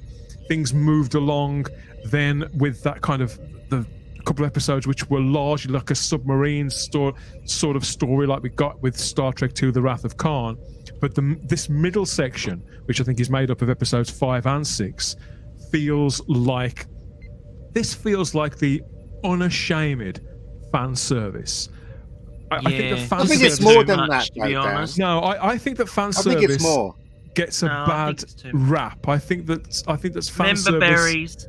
I think the fans say, I can't stand that expression. No, I know. It's so lazy. But that's what I felt like with this one. I really do. I don't know. But it's all part of the plot. Yeah. That's why I can't. It's all, again, just like I said a moment ago. It's all a component of something much larger. So this is episode 6, called The Bounty. Now, even though I hadn't figured out on the last episode, I hadn't worked out what was going to happen to Ro. I'm giving myself a pat on the back here, because when I saw the episode title for this, I did wonder. And I was right where this was going. But the premise to this one, the official synopsis here from Star Trek.com says, now on the run, Picard and the skeleton crew of the USS Titan. So there's not 500 crew members on board anymore. There's a skeleton crew of about 150, isn't there? There's a lot fewer people. It says that the skeleton crew of the USS Titan must break into Starfleet's most top secret facility to expose a plot that could destroy the Federation. Picard must turn to the only soul in the galaxy who can help. An old friend. Yet another old friend. This one's written by Christopher Monfetti, and directed again by Dan Liu. So for a couple of weeks we haven't had any of the cast of the Next Gen brought back on. I think Worf was the last person that got introduced. This one for me was all about LeVar Burton, all about this guy. I think you could safely say that he's a bit of a national treasure when it comes to America. What's that children's series that he does? It's kind of like Jack and Ori for little kids on American TV. Reading Rainbow or something. Yeah, Reading Rainbows. Yes, as an American thing, we never ever got it here. Thank God. No, we never got it here either. He was doing it while he was doing Star Trek, wasn't he? Roots was a big deal, wasn't it, Ian? So it was a mini series that was based on a book, wasn't it, in the late 70s, early 80s? Huge. It was huge when it came out on TV in America. There were talks about it and all that, obviously because about the race thing. And he was the main star of Roots. He was in a movie. He was in a big movie with where he played a mute Mute Murderer as well. Was he? I was don't know he? if you've ever seen that. No, I haven't seen yeah, and he was very, very young in that one, but yeah, he's a very talented actor. I did like this episode, but the only thing I didn't like about this episode is the way they portrayed Geordie. Yeah, I agree. Really? 100%. Did Yep. not like it. No, This is I going was to be thinking to very myself, interesting. I was It thinking looked to like myself, he just he would seems never have stepped back and not helped his friend, which is Picard. This didn't make any sense to me. That's the only thing I didn't like about this episode at all. It was obviously they were playing didn't it so seem that like Geordie. he would do an arc between the way he is now and then coming back to being Geordie at the ending. It was obvious that's what we were going to do, but I still thought they could have just they could have not done that and just made him Geordie and figure out a way of, you know what I mean? But anyway, that's just a little. They did figure out the way. Like I said, the arc is part of the. I mean, for me, it makes it sound like I'm being deliberately contrary. For me, this was the most interesting thing they've done with one of the returning cast members. I like, but it what doesn't they're make any doing. sense, man. No, I think it makes. I think it makes perfect sense. It makes perfect sense that he's a completely different character, and I don't think he's a completely different character, but I think we've seen. Geordie was always a family man. Geordie was always a character who wanted to belong, and who wanted, a character I felt had a yearning to settle down and to have a family. He was very into his work, very into technology, and I can completely believe that he would settle into a kind of working retirement like this. He's got his daughters, particularly the second daughter that we meet in this episode. How many kids his has daughter, he got? well, only the two that we know of That's so his far. real daughter. The two that we know of so is it far. really? For all we know, there could be more family members. There could be more family members, but when you say about the loyalty to his former colleagues and crew there, Ian, his allegiance to his commanding officer, of course that has a huge pull. But the one thing that has more than that is family, and Picard has turned up in the heat, fresh from a fight with one of his children, his child, in his care. And he brings that same fight to his door and to his other child. He also puts him in a situation, because obviously he's a Commodore now with a considerable amount of experience. For all I don't know how much Geordie is up on the situation when this starts, but the last thing he knows, Picard isn't even a serving officer anymore. So he's thinking from his position as the head of a family, as a father, and as somebody who's still a serving member of Starfleet and has his duties to perform. You can see that he's got even more into his work, and it's turned up the fastidiousness to LaForge, which I think we did see in the original show, but because he was a much, much younger man, it was a lot lesser. I think they portrayed. I think they brought all that up, Ian, whilst keep it, for me, absolutely the same. Okay, right. With all that being said, there's a bit where Picard told him that Changelings has taken over the Federation, and it's come to breaking point, and we need your help. And that's when Geordie should have said, I did not know that. So the Federation is in trouble, which endangers his livelihood and his family's livelihood. Yet he turned around to Picard and said, no, I don't want to help you. I want to protect my family. How does that make any sense for the logical Geordie that we knew? How does that make any sense? If he ignores it, hold on, Matt, hold on. If he ignored it, right, then that means he would still be in danger, rather than helping his friend to try and stop this danger that will endanger his family and his career and the whole of Starfleet. That's what I didn't get. Why would he say no to that? I think I can see why he would think twice. For a start, it's all right thinking twice, but when you're faced with the facts, why would he? For example, to believe Picard lock, stock, and barrel. If it's true and there is a conspiracy, why would he not? What's to say Picard is the real Picard? Because for all he knows, Picard. Obviously, word that Picard had died that had gone around. Yeah. So if there is a conspiracy, what means to say that you are telling the truth? Yeah, why didn't you just say, I'd like to get inside you, Picard, and see how you tick? But yes, I'm saying the thing is though, he didn't know any of that. Once he was told that, he still said no. It wasn't for that reason that you explained there. It was for a reason it'd be a lot to take in. No, it wasn't. He didn't say no for that reason that you explained. If he said that, then I would have accepted it. But he didn't. He said he wanted to protect his family, which doesn't make any sense because if the changeling's taken over, it makes perfect sense. You'd want to protect. No, your family. if the changeling's taken over the whole of the Federation, that means his job is in danger, his family's in danger, his very life is in danger. That's what it means. But you can see. You see, I felt that in the drama that played out in this across the scenes. Because obviously this isn't real life. This is drama. Ian, you've written a damn sight more than I am. Yeah, I so would never write it like that though, because it doesn't make any sense to me. As I'm saying, what I say a lot to people is that this isn't real life. This is scripted drama. Yeah, but there has to be a line, the characters. Though, we're seeing the character, but there is a line though. I think that LeVar Burton, who I've always liked.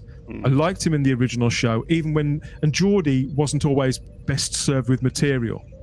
But I always liked him. I liked Geordie. Well, when we got to see him do stuff, I thought he was brilliant. But like I say, I don't think the material always served him particularly well. But here, I mean, as an actor now, he's got that kind of, I suppose, kind of like Jonathan Frakes has got, where the 30 years experience in between, probably not just as an actor, but in real life as well. He's able to bring that to Geordie. And to me, he does remind me of Mr. Scott. He reminds me of that kind of Starfleet staple, Matt, that we've seen various. I'm going to keep using the word fastidious because I think that's how Geordie comes across in this. He's lovably fastidious, a little bit belligerent, and a bit crusty even. Yeah. Crusty. Oh no, very much. Very. You've hit the nail on the head there, Dan. He was very crusty, and to be honest, I just felt it just didn't scream Geordie to me. And this particular scene, I literally groaned because they were trying to evoke. So Raffi and Worf, whole... we finally get to see them together again in this moment, though, Matt. I mean, shouldn't this be a moment where you think, at last, Picard and Worf together again? No, because they tried to evoke that bloody whole thing with Spock, and he's no Spock. I'm sorry, I love Worf to death, but he's no Spock. And they used the music. They used the same sort of scene where, when he gets on the ship from the motion picture, and it's like, so which is this from? Mr. Worf. Yeah, from the motion picture. It's that scene. It is literally almost for that entire scene, and it just didn't. No. There were a lot of callbacks in this one, especially when there's loads of callbacks in all of them. It's one of the reasons why I love it. What's that woman who's the villain? The woman that smokes. I can't remember her name. The one that was in. You mean that plumber? Yeah, she shoots one of the guys. It reminds me when Krug shoots the guy in Star Trek 3, and he kind of reminds me of that scene. It was quite good. Talking. Yeah, I do like Worf though. I like him. Yeah. Oh, I love Worf too. But Michael Dorn, 70 years of age. Make him something he's not. There he is, another piece of the puzzle, though. To see him with Patrick Stewart there, he gets a hug from Dr. Crusher, which I thought was another lovely moment. Yeah. Gates McFadden doesn't get to do as much in this, but I think what she does do, she does as well as ever. The conversation that she has with Picard about Jack's illness, being a bit weird. The way that they're gradually coming together, those two characters again. After I think Picard sees it that Beverly betrayed him a little, but he understands her reasons, so I think we're watching them work that through. But Picard's relationship with Worf was always fascinating as well. And the moments, I suppose the moment we all remember was where Picard called him a coward in First Contact, particularly strong. But there was lots of great moments like that through the whole series, Ian. So to see them stood there together again, this is getting me every time they bring two of these characters back together. It's still having that emotional punch for me. It's not getting old yet, even after 6 weeks. Look, this is the right way to do Star Trek, even though it's not. To me, it's not fully Star Trek. It's like 90% there. It's the right way to do it. We're engaged with the characters. We care about, what's happening. I didn't realize that the guy that plays Jack, Picard's son, he was the main villain in the series You. Because I just finished watching Series 5. Yeah. And I was like, watching it, I was like thinking, where have I seen that guy before? And then I saw this episode. I was like, it's him. It's him. He's the main villain. But But I mean, yeah, I mean, I like it when when Geordie came on board. Obviously, I was a bit miffed of who he's turned into, but I do love seeing them all come back together again. Do you know what I mean? And it's far too late though. They should have done this years ago. It would have been nice, wouldn't it? Yeah. I mean, I suppose Patrick Stewart had gone on to not bigger things, but he was having such success as Professor X and the other things that he was doing. Yeah, he was. I suppose you can see why. 10 years later. I still like Seven though. I think Seven's being pushed aside really in the last 4 episodes. No, last 2 episodes. But hopefully we'll get more action from her and more stuff from her. I think she's a really good character as well. In fact, I'd be really happy if they went with the Avengers with 9 and this guy here with the Titan. I'd be really happy if the others left and it was just those two. Now you've said that. Oh, sorry, man. Go on, man. No, I was just saying, at least they had the awkwardness with her and Raffi. Oh yeah, thank Whereas God they glossed over that. Thank God. Yeah, but I was just saying they didn't. They could have done the same thing. It was with Riker underplayed. and It was underplayed, wasn't it? The way that things often are when you bump into an ex. Yeah. It's happened to me more often than not, believe me. And sometimes it's gone better than others. And so it's just a really nice moment. And again, you can't help but think, but any time that Raffi's on screen, obviously you are reminded a little of previous horrors in previous seasons. There's none of that with this because it's written really well, because the 2 actresses are both really good. They know their parts. And it's completely fine. It's just as human as the rest of it. And yeah, I love this bit where Geordie and Picard were hugging. Of course I did. So yeah, I don't know if that'd be it's 7 for me as well. When they hug. Yeah. 7 wasn't in this as much, and neither was Shaw. But Shaw did get this moment where he kind of went a little bit weak at the knees at meeting Geordie. So I thought that was great. The respect that he wouldn't show Picard, he was showing Geordie. It's really interesting, showing another layer to this character.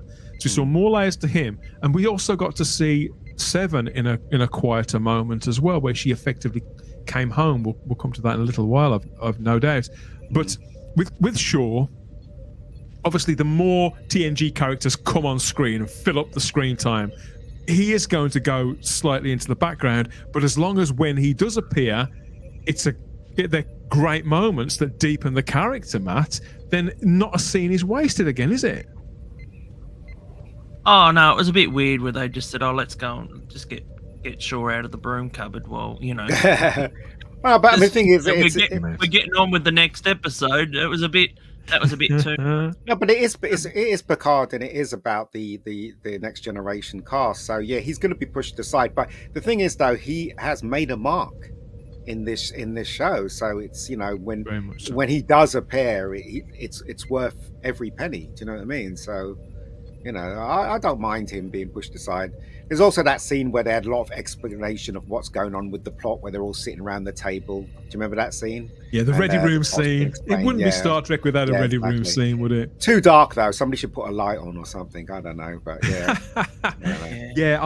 I do like the aesthetic, and I stand up for it because, as I say, it reminds me so much of First Contact, and I mean, I love First Contact, but it was even that was too dark. No, well, it wasn't as dark as this. In First Contact, at least you could see what was going on, and you could. I think their grading needs a lot better. They need someone. I don't know. I don't know why they have it so dark. I mean, but physically, though, it makes no sense to have a ship that dark. You've got to see things, and do you know what I mean? Well, I don't understand why it's so dark. Yeah. Anyway, carry on. Well, I mean, I think we've probably said this is one of those, I would say, arguments, one of those points we keep coming back to, like the swearing. Now, I can't get on board with the swearing. I can accept coming out of the characters. I can accept the decision has been made, and it's not harming my enjoyment as such.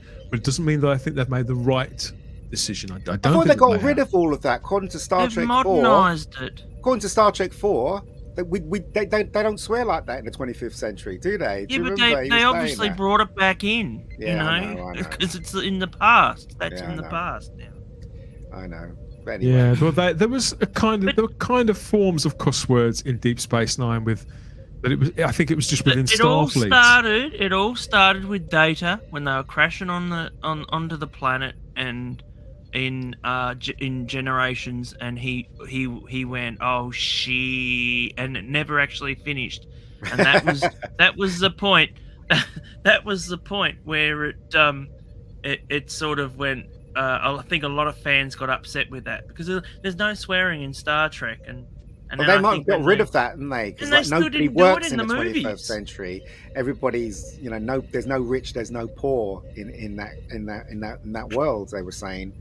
I remember in Star Trek. Obviously, it's different now, isn't it? With the Ferengis again, the Deep Space Nine with the gold press Latinum, the whole economy. You saw that it's just within Starfleet that there's nothing like. I think it's the same with the swearing as well. But let us know what you think of that in the comments section. We keep returning to these little niggles here. So, do they make a difference to you? Should we take a vote on this? I don't know. Let us know what you think of that. Well, we never even talked about the gangster Vulcan, by the way, either. Oh yeah, he was the guy. I liked him. I liked him as he well. Got killed. He did. They killed him off as well. Yeah, but it didn't. Yeah, someone's going to die. The thing is, all of the characters, wherever they are, whether they're good guys or bad guys, all of the characters are really well realised, well cast, and you latch onto them and you know who they are. And there are so few. And I'm not just talking about Kurtzman Trek. But there are so few dramas, genre dramas in particular, where we've had this for years. The characterization has been diabolical, and I feel that a lot of this is down to the culture war. But I think it started even before that. I think it started with the machine of shows from places like the CW. I liked the CW DC show, so I feel like I contributed to this problem. Not the swearing, but I'm talking more about the thinness of characterization. Oh, I think that. So when we get to a show like this, that's what I mean. They're killing off. Somebody has got to die for the stakes of this, the drama, for the drama to hit home and the stakes to raise. Some of these people have got to get killed off. But whoever they kill, whether it's a good guy or a bad guy, I like them. But it's because it's been written so well, and we've been on rations right across entertainment for well-realized characters in proper scripts for years. So Terry and everybody in the writers' room on this, I think they're doing incredible work. Not just in that, but in. Well, CW started off with good stuff, Dan, didn't it? I mean, Arrow, when Arrow started, it was brilliant. I mean, the storytelling in Arrow was fantastic. Like I say, I feel like I contributed to it because I nobody was a bigger fan of the Arrowverse than me. I absolutely loved it for years. Watched it all. And the Flash, when it started, then suddenly it just turned into a woke fest all the way through. And Supergirl turned into a woke fest faster than the others. And and then they got these writers in. That's all part of the so-called religion, and that's what happened.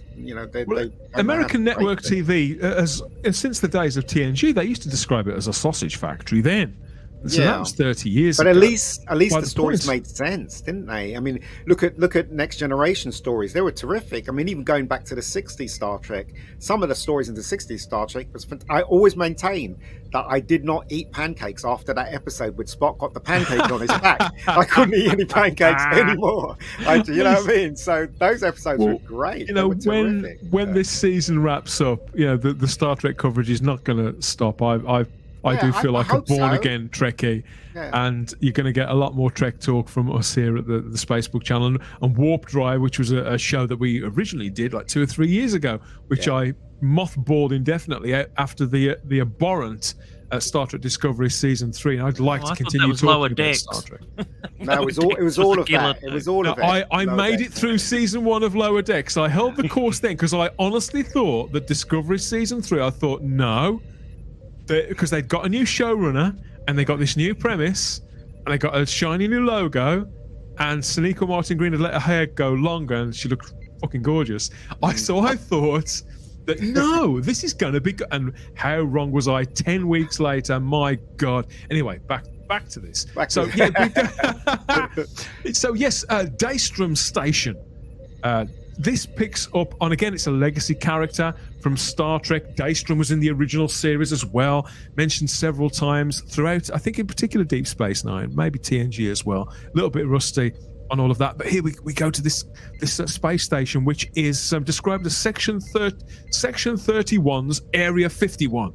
That's what one of the characters said, I can't remember who called it that, but yeah, it's completely accurate. Gets you right there, right away, gets you up to speed. You're in no doubt about what's going on, why and where. So Riker goes there, doesn't he? Along with 7 of 9 and Worf, is it? Or was it Raffi? No, it's Raffi and Worf. I'll find out in a couple of minutes when the picture's gone. But yeah, they go to, that's it. So they're on the space station, and weird shit starts happening right away, doesn't it, Matt? So there's a crow starts flying around, and there's various tunes in the air. And they get great member berries in the cells, and right. Yeah. I'm going to penalise. I'm going to turn your mic off if you say member berries again.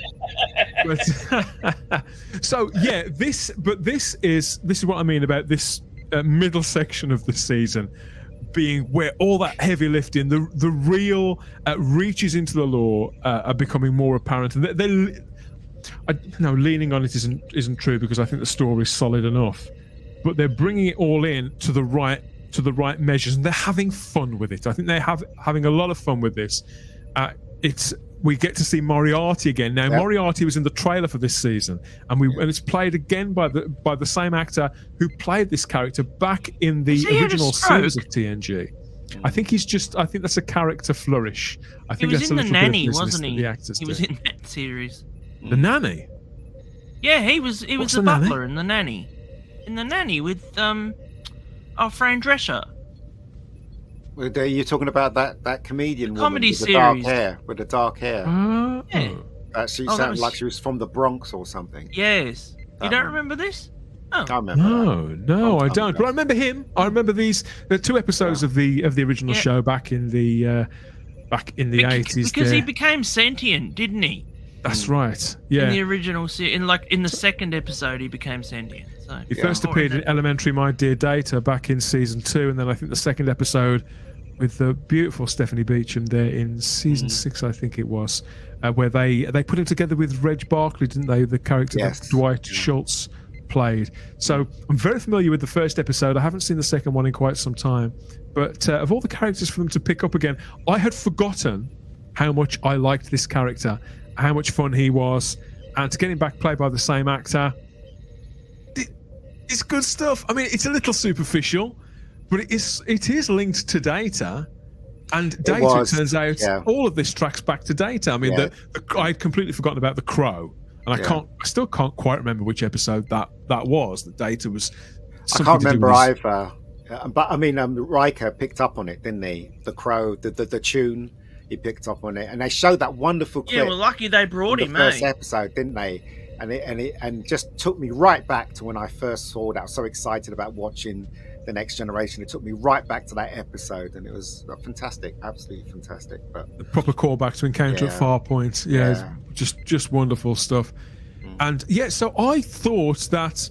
Well, I actually imagined, as a lot of people did, that this character, that Moriarty, would be a far bigger part of it than he actually was. I mean, turns out he was sort of manifest as a ghoul, really, wasn't it? As just one of several things to stop them from getting deeper into the station and discovering all the various things and bits and bobs that Section 31 have squirreled away on this space station. So there were a lot of things in the background. I don't know if you noticed. There was the Genesis Mark II. Oh, he's going to have shots of it, don't worry. Yeah, Captain Kirk's body, apparently. He knows me so well. Body. Yeah, I do. Captain Kirk's body, what's that all about? Oh, don't go there. No. So okay, really weird, first we got this. We had Tribble. Yeah, but that was a crazy. That was attack Tribble, wasn't the crazy one. Yeah. That was a genetically modified scary. one. That actually looks scary, don't you think?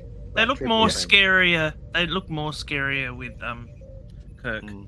Yeah. Well, they've made it look like a face hugger, haven't they, from the Alien movies? Yeah. Which again, you could say, oh, come on, they were never like that, but we never saw the underside of them, did we? So no, but they were genetically. This was genetically modified. They said it was. Oh yeah, they did. Yeah. Oh, I've say getting it bigger on screen. I can see that it's even got. Yeah, this is absolutely a massive rip off of the face hugger. Yeah, it's got teeth.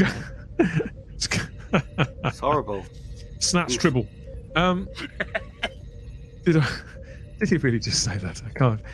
So we've got that. What else have I got here? I have got some pictures here. Where are they? So yeah, I was slowing down the episode to work out exactly what was in there. So I did clock the Genesis device, which sort of looks like a giant dildo, really. Mark II. Is that what it said? It said Mark II on it. Yeah, I was like, did it say Mark II? I'm sure it did. So it wasn't the original, because the original got blown up, didn't it?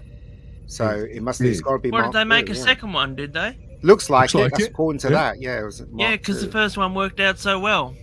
Yeah, the first one got blown up. They can't help themselves, can they? Of course, this is the bit where I had to. Now, I initially didn't pay any attention to this scene at all, but when we pass a door and we do see a display there with Captain of the USS Enterprise, we hear a heartbeat, and the tag identifies it as being James T. Kirk. That's in that whatever it is, in that containment unit. This is very exciting. Well, I'm finding this very exciting. Why wouldn't they go, oh my God, it's the captain of the USS Enterprise, we better get him out? They're not supposed to be there, Matt. Yeah. They had no problem getting data out, but there you go. Yeah, but to them, I mean, Captain Kirk is just but a memory. A guy who lived 200 years ago. Yeah, exactly. So why would they? But they're definitely there to pick up, what's important, aren't they? And also, they've just seen Moriarty, who's a kind of ghost. If I was them, I wouldn't know what or which of these things I was looking at is real and what is an illusion. Any of this could be a trick or a trap. Do you know what, Dan? I just thought that the only character that has not been altered, in my opinion, is Worf. Worf, apart from him saying he's passive now, apart from that, character-wise, he's still the same Worf. Develops. Isn't he? Yeah. I think it's exactly the same. What they've done with Worf is exactly the same as they've done with Geordie. Myself, I can't see any difference. I don't know. We'll have to agree to disagree there, pal. Just taking him in a different direction. But yeah, I slowed this down. What is that? What? And yeah, that is Captain James T. Kirk is in there. The last time this is the legendary, the one, the only William Shatner. Played Captain James T. Kirk, of course, all those years from 1966 right the way through to 1994, when he appeared to expire under a bridge there in Star Trek Generations. He did die. He did. Well, that's how it looked to me. But he did die. That's the stupid thing. I don't know. Well, they intended that he was dead, but and we never throw something out there. Picard buried him. Didn't he? We know that. Yep. But it looks like it was a little bit previous, because it's been a while since I've seen this. Obviously, because he's spent several years, hasn't he, living in the Nexus? Yeah. Which is, and I can't quite remember. Well, it's been you do actually remain. Okay, so you do remain. There is a part of you that still remains in the Nexus, because Guinan also stays in the Nexus. So there's half and half. So there's a physical body, and then there's the then there's like it has a memory inside the Nexus as like well. An imprint, an echo. So, yeah, and so that was actually, I don't know if you're aware, but I don't know why we're getting into this lore, but Kirk, William Shatner actually did a book called The Return. He did, which actually explains. It's a trilogy, wasn't that? A trilogy of books. Yeah, and it actually explains how he survived, because he still remains in the Nexus. Because when he went in the Nexus, to him it seemed like a couple of days, didn't it? Yeah. But in reality, he jumped 200 years in time to the next generation. That's how they met, isn't it? Through the Nexus. Because it was inside because he's inside like a time bubble. Yeah. So and that's why Picard can go back to his like it's childhood. Clear during that film, loads of. I mean, that's a great explanation there, Matt, and I've no doubt that you're right. But I think if I was to boil it down, I'd say there was a lot of freaky shit going on. Yeah, it was. And lots of energy transference. 1 minute you're corporeal, the next minute you're a human being again. So anything could potentially happen. So the idea that Kirk, well, obviously he is alive in there. If this is not an illusion, that's Kirk in there. Now there is a graphic underneath there where somebody has gone to the trouble of writing that out, typing it out, and thanks to Jorg Hildebrand, we've got a translation of that here. So it says Star Trek officer James T. Kirk was captain of the Enterprise during the historic 5-year mission. By 2270, Kirk earned an impressive list of commendations, including blah, blah, blah, blah, blah. and a Medal of Valor, Silver Palm, all these various things. It ends with saying Captain Kirk was critically injured, not fatally, critically injured, while assisting Captain Jean-Luc Picard during a mission on Viridian 3. His body was retrieved by Project Phoenix. Ooh. Obviously, Phoenix, we all know what that means. Yep. Refers to. And yes, this is a rewrite. Kirk was intended to die in Generations, but fortunately, Generations was and I'm speaking as somebody who likes that movie, quite a ham-fisted film. It was, yeah. I'd even go so far as to say it was clumsily made. It was. And so, well, Malcolm McDowell was always made the villain in a lot of those things back then, wasn't he? Like Tank Girl and all that. He was good though. I liked Malcolm McDowell. He was good. He was really good. No, he's wonderful. I think he's pretty wicked. So there's a difference between being critically injured and fatally injured. Is the distinction I believe that they're making here in this little bit of texture. Are they going to go back to it? William Shatner is he's often said, hasn't he, that he would like to play Kirk again, but that the door was firmly shut. I think somebody's just propped it open again in the week that William Shatner. It won't be William Shatner though, will it? Turned 92. Yeah, but Dan, it wouldn't, because like we're talking about synthetic bodies now. So that's opened the door to anything. Yeah, so if they do bring him back, they'll bring him back as someone else, won't they? Somebody else would be playing. I don't know. I can't see, personally, I don't know what the ultimate destiny for the character would be. Obviously, this is the earliest of days for this. They may not pick up on it for years, if ever. No, I personally can't see any point in doing this if you're not going to give William Shatner an opportunity to play Captain James T. Kirk one more time. I think that's what people want. I think that's what William Shatner wants. Yeah, that'd be amazing. That's what George Takei wants as well. You know what? Screw George Takei. That guy's gone so far down in my estimations. I used to like him. I'm so worried where he's going. I used to really like him all the time. I used to think to myself, when I saw the sixth one, I thought, wouldn't it be great to have a series with him and the Excelsior and stuff like that? I do. Now, of course, I love George Takei, but if it was a toss up between having which one back in the show for some sort of a cameo, of course it'd be Shatner. Of course. Don't dangle like something like that down there. Yeah, I mean, William Shatner, let's face it, he's the Shat, and basically he's he's Star Trek. He's Star Trek. But the actual company and Star Trek itself has been really mean to him by taking him off posters and all kinds of nonsense. So I don't blame him that he's a bit. Paramount would have. Do you think that any of them saw this? Because, like you say, they won't even put him on a poster. And Terry Matalas has sort of pretty much put him. I wouldn't say this has stolen the episode. If someone's tweeted that to William. I hope so. His reaction Kirk lives. It does seem possible because for a sci-fi hero, Ian, you talk a lot about heroism. Well, we all do, and for Captain Kirk to go out like that, it was a terrible. Bit shit, wasn't it? It was awful. That was the worst thing they ever did. I mean, I didn't really like Generations. I was excited in the cinema, and when it started, I thought this is going to be great, and then. When I left the cinema, I was frowning. I went in smiling, came out frowning because I just didn't think the film was good at all, personally. And they killed. It was a missed opportunity. And they killed Kirk. I think it probably was. Why would I be happy about that? So there you go. Anyway, Geordie didn't look very happy for a lot of this episode. Come to think of it, grumpy old man now, isn't he? Yeah. He's not reminding me of anyone in particular. But no. You know what? Right. He looks like my next door neighbor. He does. He definitely looks like my next door neighbor. With the way I don't think the beard suits him. No, it doesn't. It doesn't. It doesn't at all. No. I like the fact that when he got his eyes done, but and I still miss that bit actually. When you go into his pupils, there you can still see their robot eyes. It's really nicely done. So, what do you think about his place of employment then? This shipyard that he's sort of got, this museum.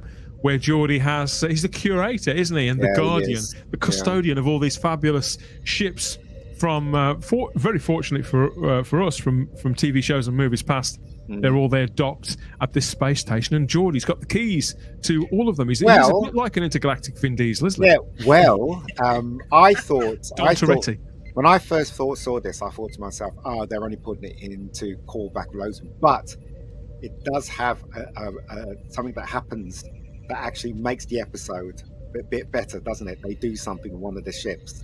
Am I allowed to give out spoilers? Probably. Yeah, everybody's seen it. They get the cloaking device from the Bounty, which is the ship they used in Star Trek 4, which I thought was a stroke of. They pulled from the ocean. Yes, I thought it took ages for them to find it because they found out that every ship has a beacon or something like that. So that's how they could trace the ship. So by getting the thing out of this thing, that was great, and it was Jack's idea as well. That's why I like Jack so much. I think Jack's very much Captain Kirk tone. I really think he deserves his own show. About it he's a proactive character, isn't he? Yeah. He gets stuff done. He's played so well, and this is a classic kind of hero that we want to get behind, and we want in a show like Star Trek to pick up the torch, I suppose, of James T. He really does remind me of William Shatner. More to the point, Chris Pine, come to think of it, but I think he's very much that kind of I never thought Chris Pine was a good Captain Kirk personally. I thought Quinton was good as Spock, but I never thought Chris Pine. Oh no, I liked McCoy better. Did you? I liked all of them. Oh yeah, I like the guy who played McCoy. What was his name? The guy who played Judge Dredd. He was good as Carl Urban. Carl Urban. I've met him. He's a very nice guy. In each scene between Ed Spaliers and Patrick Stewart, obviously deepens their connection. Yeah, and they seem to be coming together slowly but surely. I think Jack's always respected him, but begrudgingly so, for being thrust into this situation. No, but he's realizing why Picard took the stance and why he loves Starfleet so much. He's beginning to become part of Starfleet. You can tell he is. The calling, isn't it? I wouldn't be surprised if they left the ship and he stayed on with. We're going to talk about the romance between him and Geordie's daughter. Matt, what? Talking, man. Come on. Sorry, Mike. But yeah, I wouldn't be surprised if he left. He stayed on the ship and all the things left, and he stayed with Grumpy Jaws there. You know what I mean? That wouldn't happen. I don't think they'd only have Starfleet. No, I think they'd only have Starfleet on their ships. They wouldn't actually have a civilian on there unless he went through the academy. Yep. Probably. No, they'd have to, because you just don't get to wear a suit. Also, I don't like those chairs. Do you like those chairs? Yeah. I don't. They seem a lot thinner. Bit stiff. The originals, it was a bit more wider. They were more comfortable. They look really uncomfortable in those chairs for some reason. I don't know why. It just looks really uncomfortable. They're quite high backed, aren't they? Yeah. Anyway, whatever. Carry on. Carry on. Yes. So that's his real daughter, by the way. Yeah, the girl on the left. She's apparently LeVar Burton's real life daughter. It seems like a complex relationship, not just between the father and both daughters, but between the daughters and one another as well. A little bit of sibling rivalry, maybe. That they've reached an understanding between them, I think, but that isn't necessarily one that's shared by their dad. Again, I think that her name's Sydney Chestnut, isn't it? Who plays? Okay. Which one? Who plays Ensign LaForge. The other daughter. Yeah, I really like her, and I'm starting to really fancy her again. And I'm not alone. You just said it a moment ago, Matt. It isn't just us that are starting to crush on Crash. It's Jack Crusher as well, isn't it? This stuff just comes out. I'll leave you two alone, shall I? I think she's gorgeous. I don't know about you. She's lovely. You don't think she's gorgeous, Matt? No. Is that's the one the Crusher's got the crush on? Yeah, the one in the red, the one who works on the time. I know what you mean. Yeah, the other one's pretty. The girl on the left is really pretty as well. But... I get it. I'd go for either of them, so I'm not fussy. I take sexy over pretty. It's good though. As I said, this episode was quite good as well. I really like this episode a lot. I think it was better than last week's episode, to tell you the truth. Yeah, it was. And like I say, I scored. I think last week, if we'd have done, I groaned done a show, lot more in this episode. Why did you groan, Matt? Vent a little, because this has become a bit of a loving. So vent a little. No, I just found that it just had too many inserts of things that have come before. That's a nice way of saying the M word. So it just like you just felt it was a little too much, a little too relentless. Yes, okay. yes. Let's face it. That's what I can see. It went overflowed a bit. I was a gibbering wreck, but no, fair enough. There's two bits that I didn't like in this episode. One was the Geordie characterization, which I already said. But two, I didn't like the idea that suddenly now Data is in this old body, and I was like, they're only doing that because they want the actor back, and they obviously didn't want to. There's a reason for it. I know. It's just a little gripe, though. Do you know what I mean? No, I get it. It is the most contrived thing they've done in this entire season. Yeah, it is. Because and this is, there's no way of avoiding this. Yeah. Previous seasons of Picard have mauled Data so badly. Yes. That they've, to exclude Brent Spiner from this wouldn't have been right. Exactly. I wouldn't say he is Star Trek: The Next Generation, but he's a very important component part of it. And when I initially thought he was coming back just to play Lore, I thought that's fine, that's cool. Lore was an interesting character, and I know that Brent Spiner will do interesting things with him. But I think what they're actually doing in having a new synthetic body, which is an upgraded Data, which will contain the personalities of Lore, Data, and B4, is a mild stroke of genius. And even though the thing is, when that B4 voice come out, even though the thing is slightly contrived, I feel there's dramatic. There's a place to go there dramatically we haven't been to before. A place they certainly can't go to with Picard himself, because he's just got a synthetic body transplant. He's not an android; he's a man. But with Data, we've still got that. We've still got that tie to the original character, to the synthetic life, artificial life. Picard isn't artificial life. I know it was in a Starfleet uniform, but one of the things that I always liked was the fact that there's an episode of Next Gen where they find Data's head, and they turn around and they go, "Could it be Lore?" But that never even comes up in the conversation. It's like, "Oh, this is Data, and it's like, but how do you know it's not Lore? You've I'm going to stop this you there before, because Riker. we can have some answers from our somebody who's beaming in from, if not from another starship, from another channel. It's a friend of yours and a friend of mine. The one and only Mr. Culture Casino is joining us, beaming aboard the USS Spacebook. Permission to come aboard, Captain. The depths of space as well, Culture. Good to see you, mate. How are you? I'm wonderful. I'm glad to be here. I'm sorry I'm a bit tardy and I don't have a lot of time, but let me suggest this to answer Matt's query that I was listening to. I was listening to Utter Madness while I was maintaining the yard.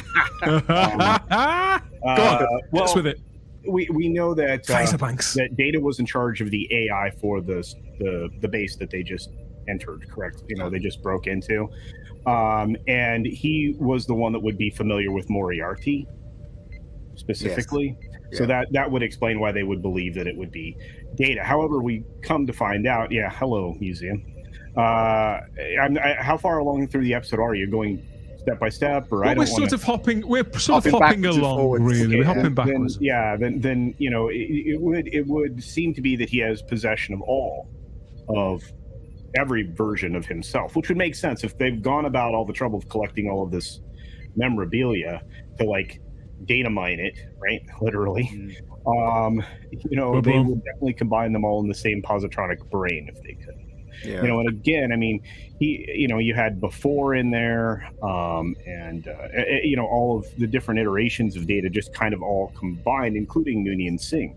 So, like I said, you would have to believe that the dominant personality obviously would be Data, because Data conjured Moriarty as the AI adversary. But that's me looking at it with lots and lots of logic. Putting it all together, right? Yeah. Does it mean that I enjoyed this at all? No. Do I have the same gripes that many people do? Yes, because androids don't age. Exactly. Well, they did say in the script today that there's a biological component to this new data that he is biological. It's obvious they only did that because they wanted the actor back and they couldn't afford the CGI. This is in my view, I don't know how. Well, we'll find out, I suppose. But in my view, culture, this I've loved all of this season. I'm aware that some of it has been a little contrived, but I'm fine with it. This obviously this is a massive contrivance, and I'm still okay with it. But are you not a fan of season 3? Then are you not as on board as certainly myself? I've seen very good things, and again, I think I've said this in multiple places in various ways, including obviously social media. This is 1,000 steps in the right direction. Oh, yeah. I think Terry's done a wonderful job, but I have yet to experience an episode where I wasn't pulled out multiple times throughout the show. By memories of stuff that hadn't worked before, or do you think the writing's not up to scratch, or in what sense? Again, everything about this production, whether it be the writing, the acting, and everything else, is 1,000 miles forward. I think everybody here would agree. I mean, absolutely. Terry did a wonderful job, but with what he was given, and that's the problem. He was hamstrung by things that were, I think somebody else mentioned, they were kind of foisted upon him by the previous 2 seasons. He has to try to reconcile what he wants to do, his vision, with what came before, and kind of stick the landing. I don't know how you do that. I have been overwhelmed with the slow drudging pace of bringing on everybody from TNG all over again. Whether you want to regard what is being done as fan service, what is being done as do you feel they've been treading water then, that we should have got to this point a few episodes earlier? Is that I think we largely should have had the family come together faster for one more ride. I feel like this is the same complaints that we had about the first episode of the Star Wars Disney trilogy, the sequel trilogy. I feel like this is the same argument. If you're going to get the band back together, get the band back together. It took very long to get here, and while we did land 2 fan favorite characters in this latest episode in proximity, it just took forever. It just took forever. And to me, this seems like apples to oranges. To compare this to the way that the ball was fumbled in The Force Awakens, apples to oranges to me. For me, in this, that was just 2 hours of screen time. Here we've got 10 hours of screen time. Sure. So when they're bringing people on, they're not just sort of coming on with a fanfare and isn't this cool and isn't this a sort of punch the air moment. We're getting to really catch up with these characters and get to know them again. Actors are getting a chance to flesh them out again, and there's so much pathos involved. To me, this to me, culture. See, what you're talking about there is the difference between cinema and television. Perhaps, and again, I'm willing to give you that point, except that we do have only 10 hours of television here. And I do feel like, it's taken this long to get to this point. They better be building up to something extraordinary. See, if anybody who loves these characters, though, culture, is the fact is, for me, 20 hours would probably never be enough, and neither would 30. Well, it's true, but the question is going to be, and obviously we know that Jean-Luc Picard, Patrick Stewart, is out after this season. I mean, his contract ends here. I'm not sure I would want to see him almost collapse in every scene, because we said similar last week, I think. Oh, really? Okay, I'm sorry I missed it. But no, like you said, I have a lot of positive things to say, and if I were to talk with Terry, I don't know if you watch some of this stuff, because there's been other channels that have had the fortune to have him on with them. Yeah, Terry was in the chat for the first 2 of these shows, so he has, right. And he sent me a personal message as well, which is very kind. He's liked a couple of my tweets, and Yellow Flash. He doesn't like me. Oh, I'm sorry, Matt. Well, I like you. That's impossible. Everybody loves you. Does that help, Matt? He doesn't like me because I don't like Battlestar Galactica. I love that. What? We are fight for it all day. All right, someday, Matt, you will cash it out. I assure you. But no, I like I said. I mean, I would tell Terry personally if I ever got the opportunity to talk to him. I would say I appreciate everything you've done because you've done. I mean, this is epic levels of work that he's put in to try to bring us this love back. Because I mean, who here wasn't a fan of the TOS, right? The original series. Yeah. Who wasn't a fan of TNG? Who wasn't a fan of Deep Space Nine? Who wasn't? I wasn't really a fan of Voyager. I got to be honest. But who wasn't a fan of all of these characters going along, right? And from all of the different shows. And you know, there's a soft spot in my heart for a couple of episodes of some things that I didn't like. But I would be able to tell Terry, and I would love to, that I appreciate what he's trying to do.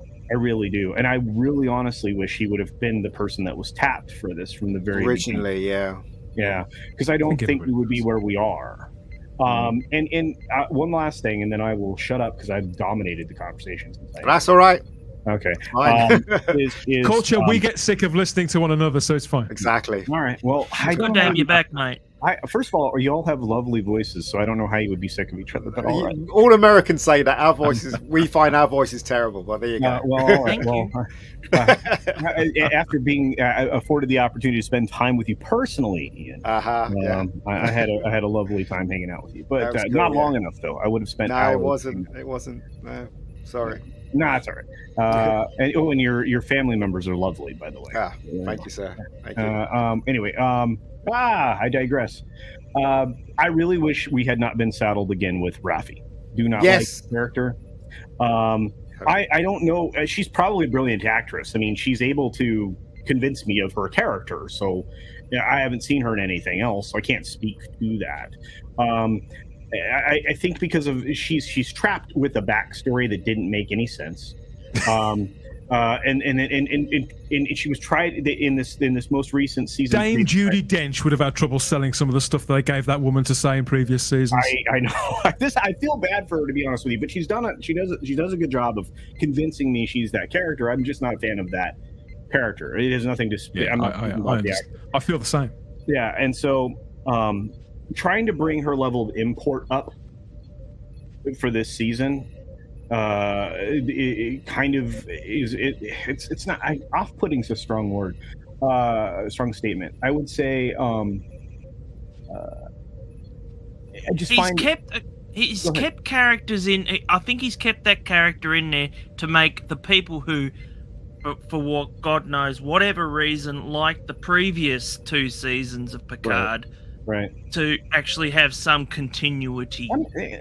And I think that's the reason why he's brought him back. Otherwise, professional artistic integrity, I think, comes into it as well. Right. I think he would view. I think I would like to think, and I haven't seen any of Terry's other work, but I think he probably viewed it as a sort of creative challenge. And maybe he knew the actress personally. Maybe she was under contract. I don't know. But to see if that character could be salvaged. And I think he's on the right path, right? I just felt like this is the problem. He was saddled with so much. He was. There are so many questions I'd love to ask Terry Matalis. I do hope that he will pick up my invitation of coming on for a chat at some point. I'd like to chat with him too. Very busy guy. He's one of us, so it's very much so. It would be a simple conversation, And I, like I said, but maybe it best be left to like the last episode to be able to, be afforded the opportunity to speak with him. But I have said a few uncharitable things, but they're not directed at him nor this production. It's with everything. No, it's never been anything like that, has it? Yeah. It's just I'm sure you feel the same way, Matt. I just feel like had you not been weighed down by what had happened the first 2 seasons, but I will get past that, and I have been getting past that. And you know what? I actually am waiting for the next episode, which I never thought I would say about Star Trek again. Yep, so you do. I look forward to it every week. It took me 4 episodes to want to look forward to it again, but like you said, that's the problem. Is I need things to make sense, and I have to make my peace with things that came before. And how many versions of Picard are we going to have now? Exactly. Because I think there are strong hints towards Locutus. I think Locutus's consciousness. I hope they don't pick up the Borg thread again, because I I do think the Borg used to be terrifying. I won't say they've become a joke, but I think that we need a little bit of distance between us and the Borg for them to build them up as something scary again. And I'm sure that will happen.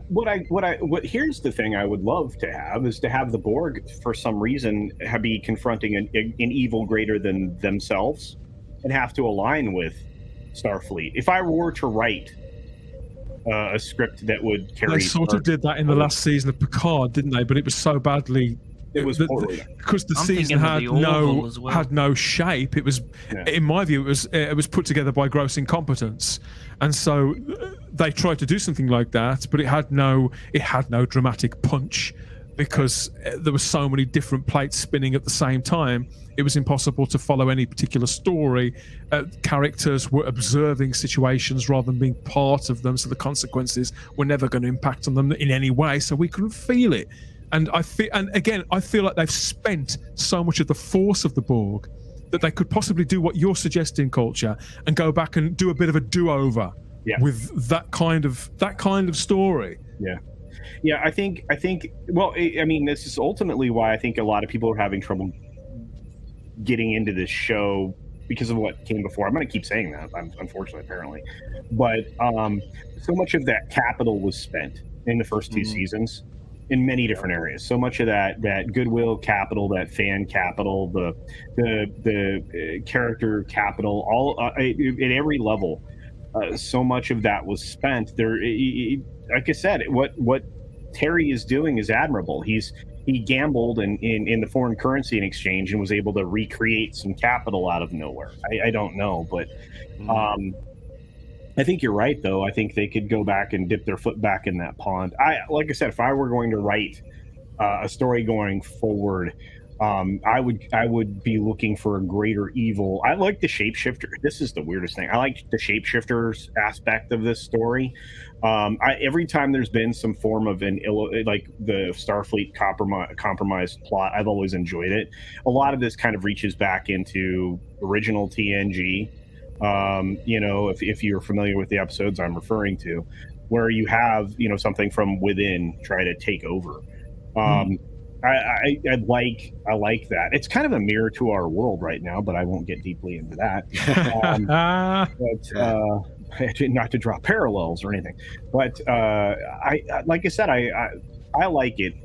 I don't know where they're going with this, and I think that was part of the conversation I had with Yellow Flash, and in messages on Twitter. I love Yellow Flash. Really like his comic book coverage. I did like this episode, but as I said, there are a couple of things I didn't like about it, and certain things that I didn't like, as I mentioned before. But it's as you say, Casino. It's going in the right direction.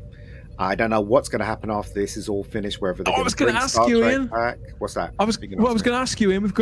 This is episode 6. Yeah. We've got 4 left to come. Yeah. Have you got any predictions for the rest of this season, or are you just happy to be along for the ride? Because you were, of all of us, you were very reluctant to invest in this at the start. So I won't say you've had a complete turnaround, but it's noticeable. You're very smiley, but you're quite grumpy at the beginning. So. Have you got any predictions, or are you just happy to keep watching? I'm just happy to keep watching. I mean, it is enjoyable. I still have my reservations, though. It's not quite Star Trek for me, though, but it's better than the last 2 seasons. I never saw the second season. I only saw the first one. That was enough for me.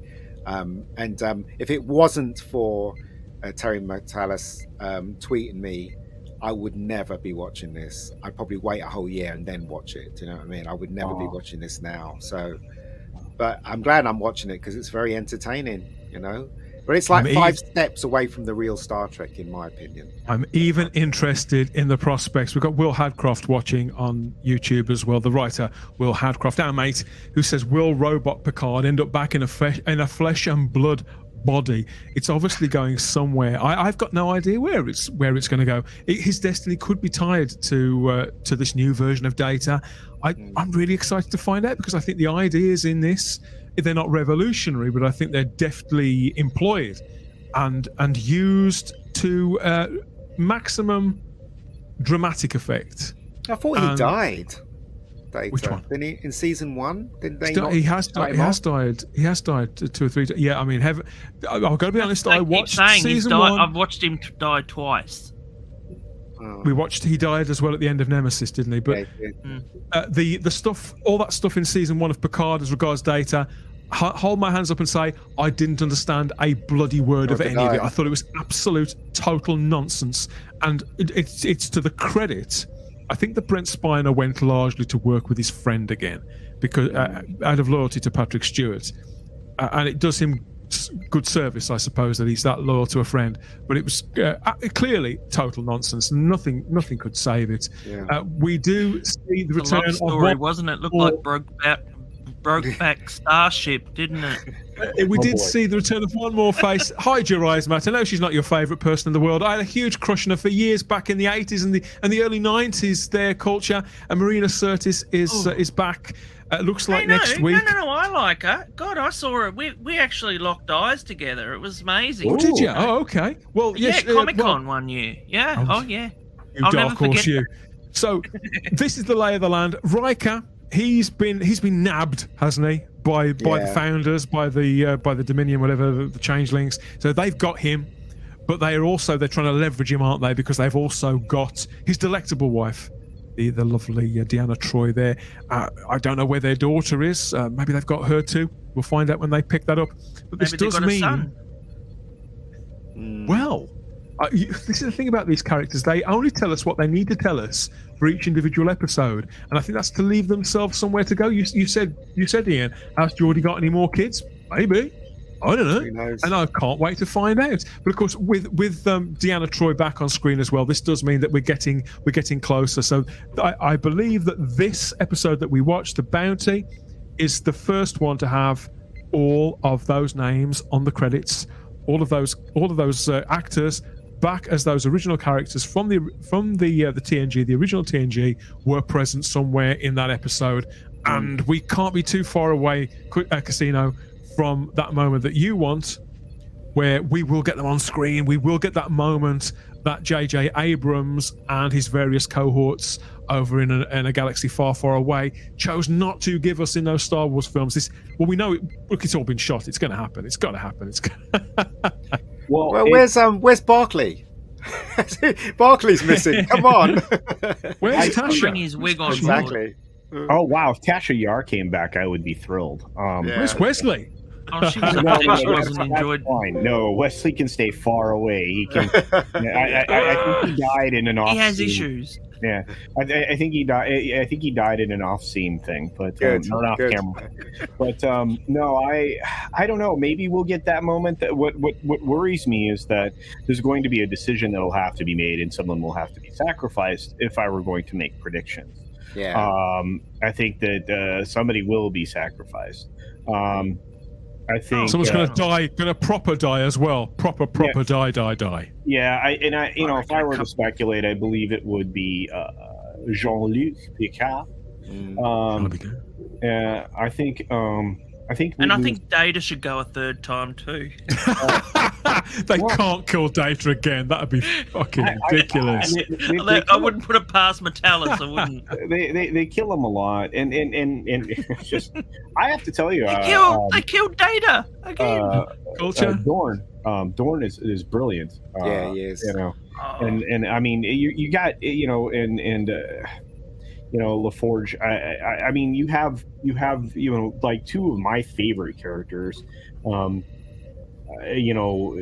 the show, just bringing their performance right back, and LaForge is doing a great job. The actor, reading Rainbow. I agree with you. See, Ian, it's not just me.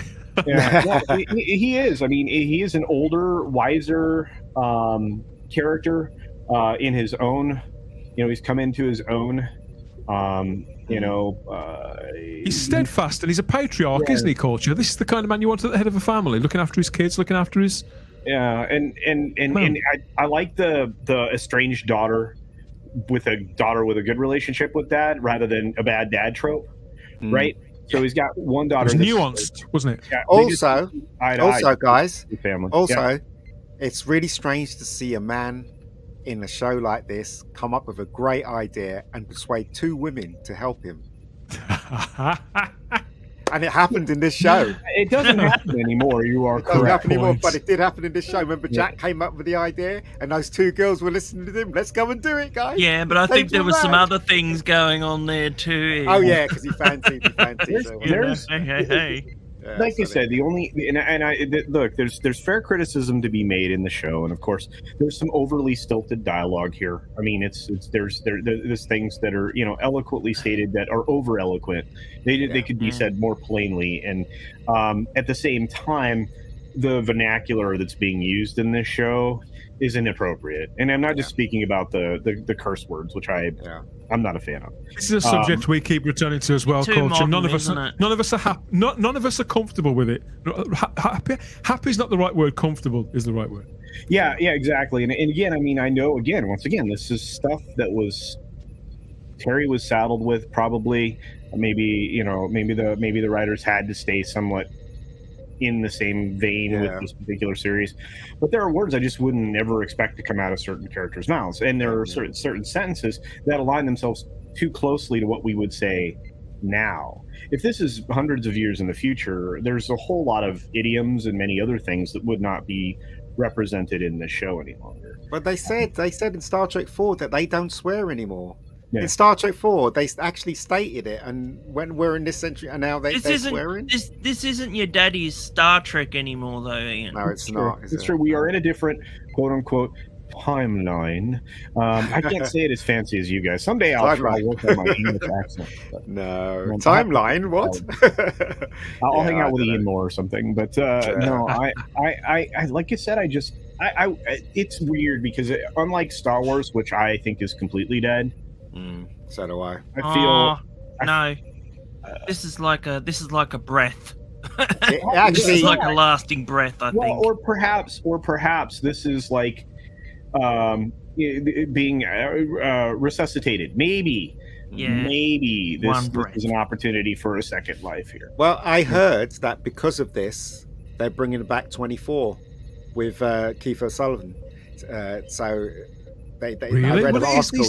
He's doing that rabbit hole show, but he's coming back to 24. Apparently, didn't they bring him back to another leading man? They were basically. They did. That was good. That was quite good. I didn't like that one. But, they were encouraged by this. So there you go. I don't know if it's true or not because I read it. So very exciting. So what? How many warp factors out of 5 would you give episode 6 of Star Trek Picard season 3, Ian? 3.5, I would give it personally, and that's a good score. That's slightly higher than your last higher one. Than the last one, 3. yeah. Okay. Higher than the last one. So why did you enjoy this one more? What lifts it for you? I thought it had a good twist at the ending. And Jean-Luc Picard. Yeah, exactly. Jean-Luc Picard. Exactly. And I do fancy what's her name? LaForge's daughter. So I think with those 2, definitely. It deserved that half. That's what I say. Things are looking up for the Mega Geek. Exactly. Yeah, like, how about you, Matt? What would you score this one out of 5? 2.5. 2.5. Really? That's a drop. It's a drop. No, I didn't enjoy it as much as the last episode. You wanted some more meat with your potatoes, didn't you? This had too many memories. Remember. and I was just like, you're trying. It's way too much, and trying way too hard. Yeah. So I just, it was nice to see the crew together again. But I disagree with you, but it's perfectly valid. I can see that. I can see why some may find it a bit much. I do see that. Rightio. How about you, Culture? We're scoring this one out of 5 warp factors. What would you give this out of 5? I'm actually wavering between 3 and 3.5. And again, I want to give praise where it's due. I think much like probably Ian's experience, it probably would. My enjoyment has gone up with each episode. So like had I been here the very first time, I think I would have started at the bottom. because but I think and again, it's because of everything that came before. So to be fair, for purposes of this show, I'll say 3.5 for the moment. But I mean, and rather than waver back and forth, and I one last thing, I will predict that I think whether or not Picard is in a human body or not at the end of the show is probably the most interesting prediction. I think you'll end up in a human body. I wanted to add that real quick because I don't think I got a chance to say it or didn't think to say it, but I think that will actually happen. I think it may have already happened. I mean, maybe John Delancey's character Q, but put him back in it, and he's really not in an android body now. We don't. Well, they're trying to change everything that's when he goes to the toilet and stuff. I don't know.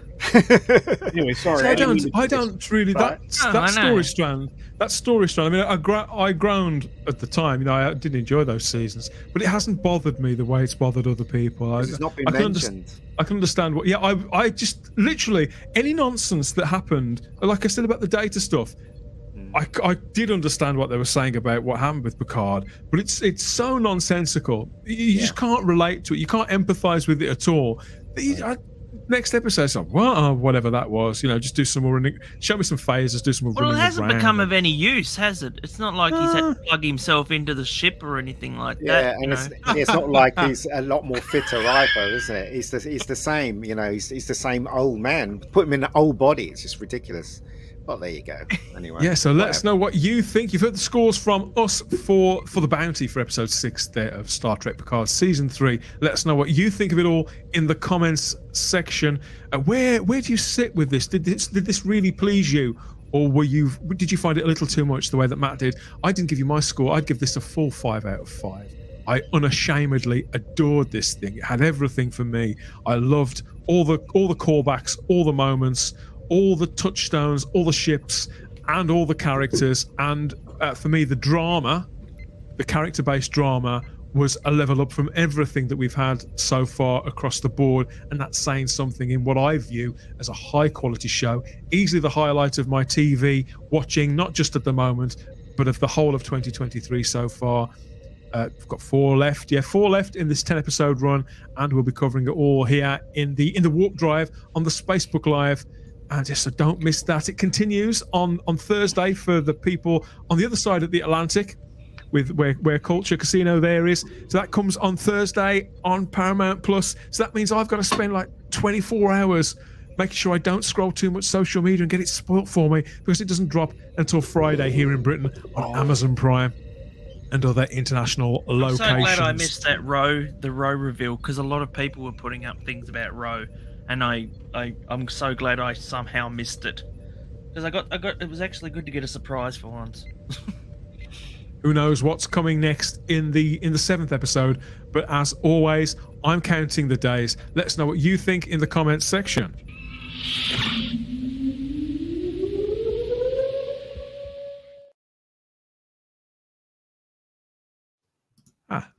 Little quieter on the other side, isn't it? I'm glad you could join us for this one, Culture. It's good to see you. It's been a few months since I've spoken to you. Yeah, I feel privileged to be here with y'all, and for those of you in the audience, it's great to see you all. I don't get to often hang out with the people on the other side of the pond, so it's nice. Well, let's catch up with some of the comments from the live chat, because I know we've been rattling on. Jamie Knight says that Raffi is okay in this series, and they use her flaws to balance the character out. I think so too. I do think that, and I think the actress is latching onto that and viewing it as an opportunity rather than something that she's struggling with. I think she's relishing it, in fact. Don't like her. Should be kicked off the show. That's all I can say. Raffi, you are the weakest link, says Lord Thoth. Yeah. Goodbye. So he agrees with you there, Ian. The Dominion and Changelings could be dark horror. We're yet to see where they go with it. I think it is pretty horrific, isn't it? Donnie Pearson says, I don't hate Generations. We were slagging that off for about 10 minutes, weren't we? But I love the score by Dennis McCarthy, despite him not using Jerry Goldsmith's theme from the motion picture. People don't have many kind words to say about the music to that movie. It's been a long time since I've seen Generations. The Borg, like the Daleks, need a long rest until a writer can make them terrifying again. Suggests Will Hadcroft. That's pretty much lines up with my opinion of it too. I understand that, but at the same time, you could use their weakened condition. That's the whole my whole argument is you really could have another big bad that was universal in nature. Anyway, sorry. Yeah. Garbage asks again, didn't Data die in Nemesis or Insurrection? Yes, Nemesis. Yes, he did. Councillor Cleavage, says Lord Thoth. Councillor Cleavage. I met Marina Sirtis. She's an absolute sweetheart. Ignore her Twitter nonsense. I suppose they're different sides to everybody's got different sides to their personality, haven't they? She has the most beautiful eyes in public. Really Sorry, does. guys, I've literally got to go. So it's been a pleasure. Good to see you. Casino. We'll be signing off. Thanks for your company as always, Ian. We'll catch up with you later, mate. Take care. All right. Bye-bye. See you later, Bye-bye. guys. Take it easy. I sense danger, says Jamie Knight. And we've got a few more Have you ever comments seen that video going around with her farting a lot on the Enterprise? What? Yeah, there's a scene where she's like she's having a moment where she's trying to sense something, and then it just looks like she's having people inserted farts in the whole time, and like PICARD and and they're just making an absolute piss out of her. That's like it, Mary. I think, for another show, Matt. As always, guys, thank you for your company to Ian, David Diaz, Matt Pott, and Command Culture Casino here, who's just there for the last one. Where can people find you if they haven't seen you on YouTube? What's the name of the channel, Culture? Where can people find you? What do you talk about? What do you do? I'm about as simple as can be. I'm Culture Casino everywhere, including Rumble, Odyssey, Minds, Twitter, and YouTube. Just simple. Oh, wow. I love this. Wow. If you can jump a car 20 feet in the air, you win. You can find, like I said, you can find me. I'm in Merca. You probably knew that. And I talk about pop culture entertainment, pop culture news, entertainment news in general, and also now a little bit of actual real world news. So, it's very brave to dip into the real world there, Culture, because it's quite ugly out there, so I hear. It is, yeah. Especially when I've been talking about the financial aspects of the world, because I don't think there's enough proper analysis there. But yeah, we're like I said, I only usually get into the humorous parts of things, and actually may use the occasional bad word on Sunday nights on my channel. But for the most part, everything's quite clean and family friendly. That's just the way I am. So you only swear on Sunday? That's God's day. Sunday nights. No, I again, that's why I can get away with it. I will be forgiven. So it's fine. So, yeah, I really don't swear on my channel absent Sunday evenings, but like I said, I feel quite blessed that you extended an invitation to me here today, and it's a pleasure, Dan. I love what you do. I oftentimes am just in the background listening. So good stuff. Well, we'd love to have you on again at some point over the next couple of months when we'll get you back on, either to talk about PICARD when that wraps up, or one of the other silly things that we talk about here. But big movies. We've got a list of movies we're going to work our way around to, and various other things. You, by the way. Well, thank you, Matt. I appreciate that. And I thought, oh my God, yes, I haven't spoken to him in months. Yeah. It was. Well, thank you. I will recommend that I enjoyed myself very much seeing John Wick 4. So. Oh, it's funny you say that, because Ian was been to the cinema to see that, and he was going to recommend that too. But I'll leave it for him to talk about until. Did you cry at the end? I'm not even. Apparently, Patton Oswalt cried at the end. That just. Well, I'm going to leave that for Ian to talk about next week, because he's got that sort of scheduled as his mega pick. But yeah, that's Matt. You've got a video that you think people would probably enjoy. You've put a tribute video out this week, haven't you? Yeah, I've just made 100 subscribers because of this damn video. Go on. So what can people see, and where can they see it? Yeah, you can find me on Matt Pott. That's my channel, and yeah, it's a serious take on, not on Power Rangers, but on Doctor Who, the new Doomsday trailer that they released, which is, if you're interested in that, go back and watch Type 40 on from a couple of days ago, where we absolutely rip it to pieces because of how awful it was. So, and how jokey it was and awful. And I felt incensed to actually do a serious take on it. And it's done amazingly well. I'm very surprised by it. So yeah, go check that out over on my channel. Fantastic. Well done, my friend, and good to catch up with you as always. You can find me on Instagram or Twitter as the Spacebook, where I'm wheezing and groaning, ranting and raving about all things geeky inside and outside of the TARDIS. See, occasionally I do talk about things that aren't related to Doctor Who, so come and find me there on social media and see what I'm rambling about this time. Please like the video, subscribe to the channel, check you're still subscribed because they do keep turning people off. Naughty, and hit the cloister bell to get all the notifications about what's coming next and when it's coming. More live streams and podcasts coming this week. I think we're going to stay away from Doomsday for now, but obviously keep the comments coming, whatever topic it's on. But thank you all for your company on this edition of the show, to Culture, to Matt, and to Ian. But that's it for another one. We'll speak to you all again soon. Good night and a big old bye-bye.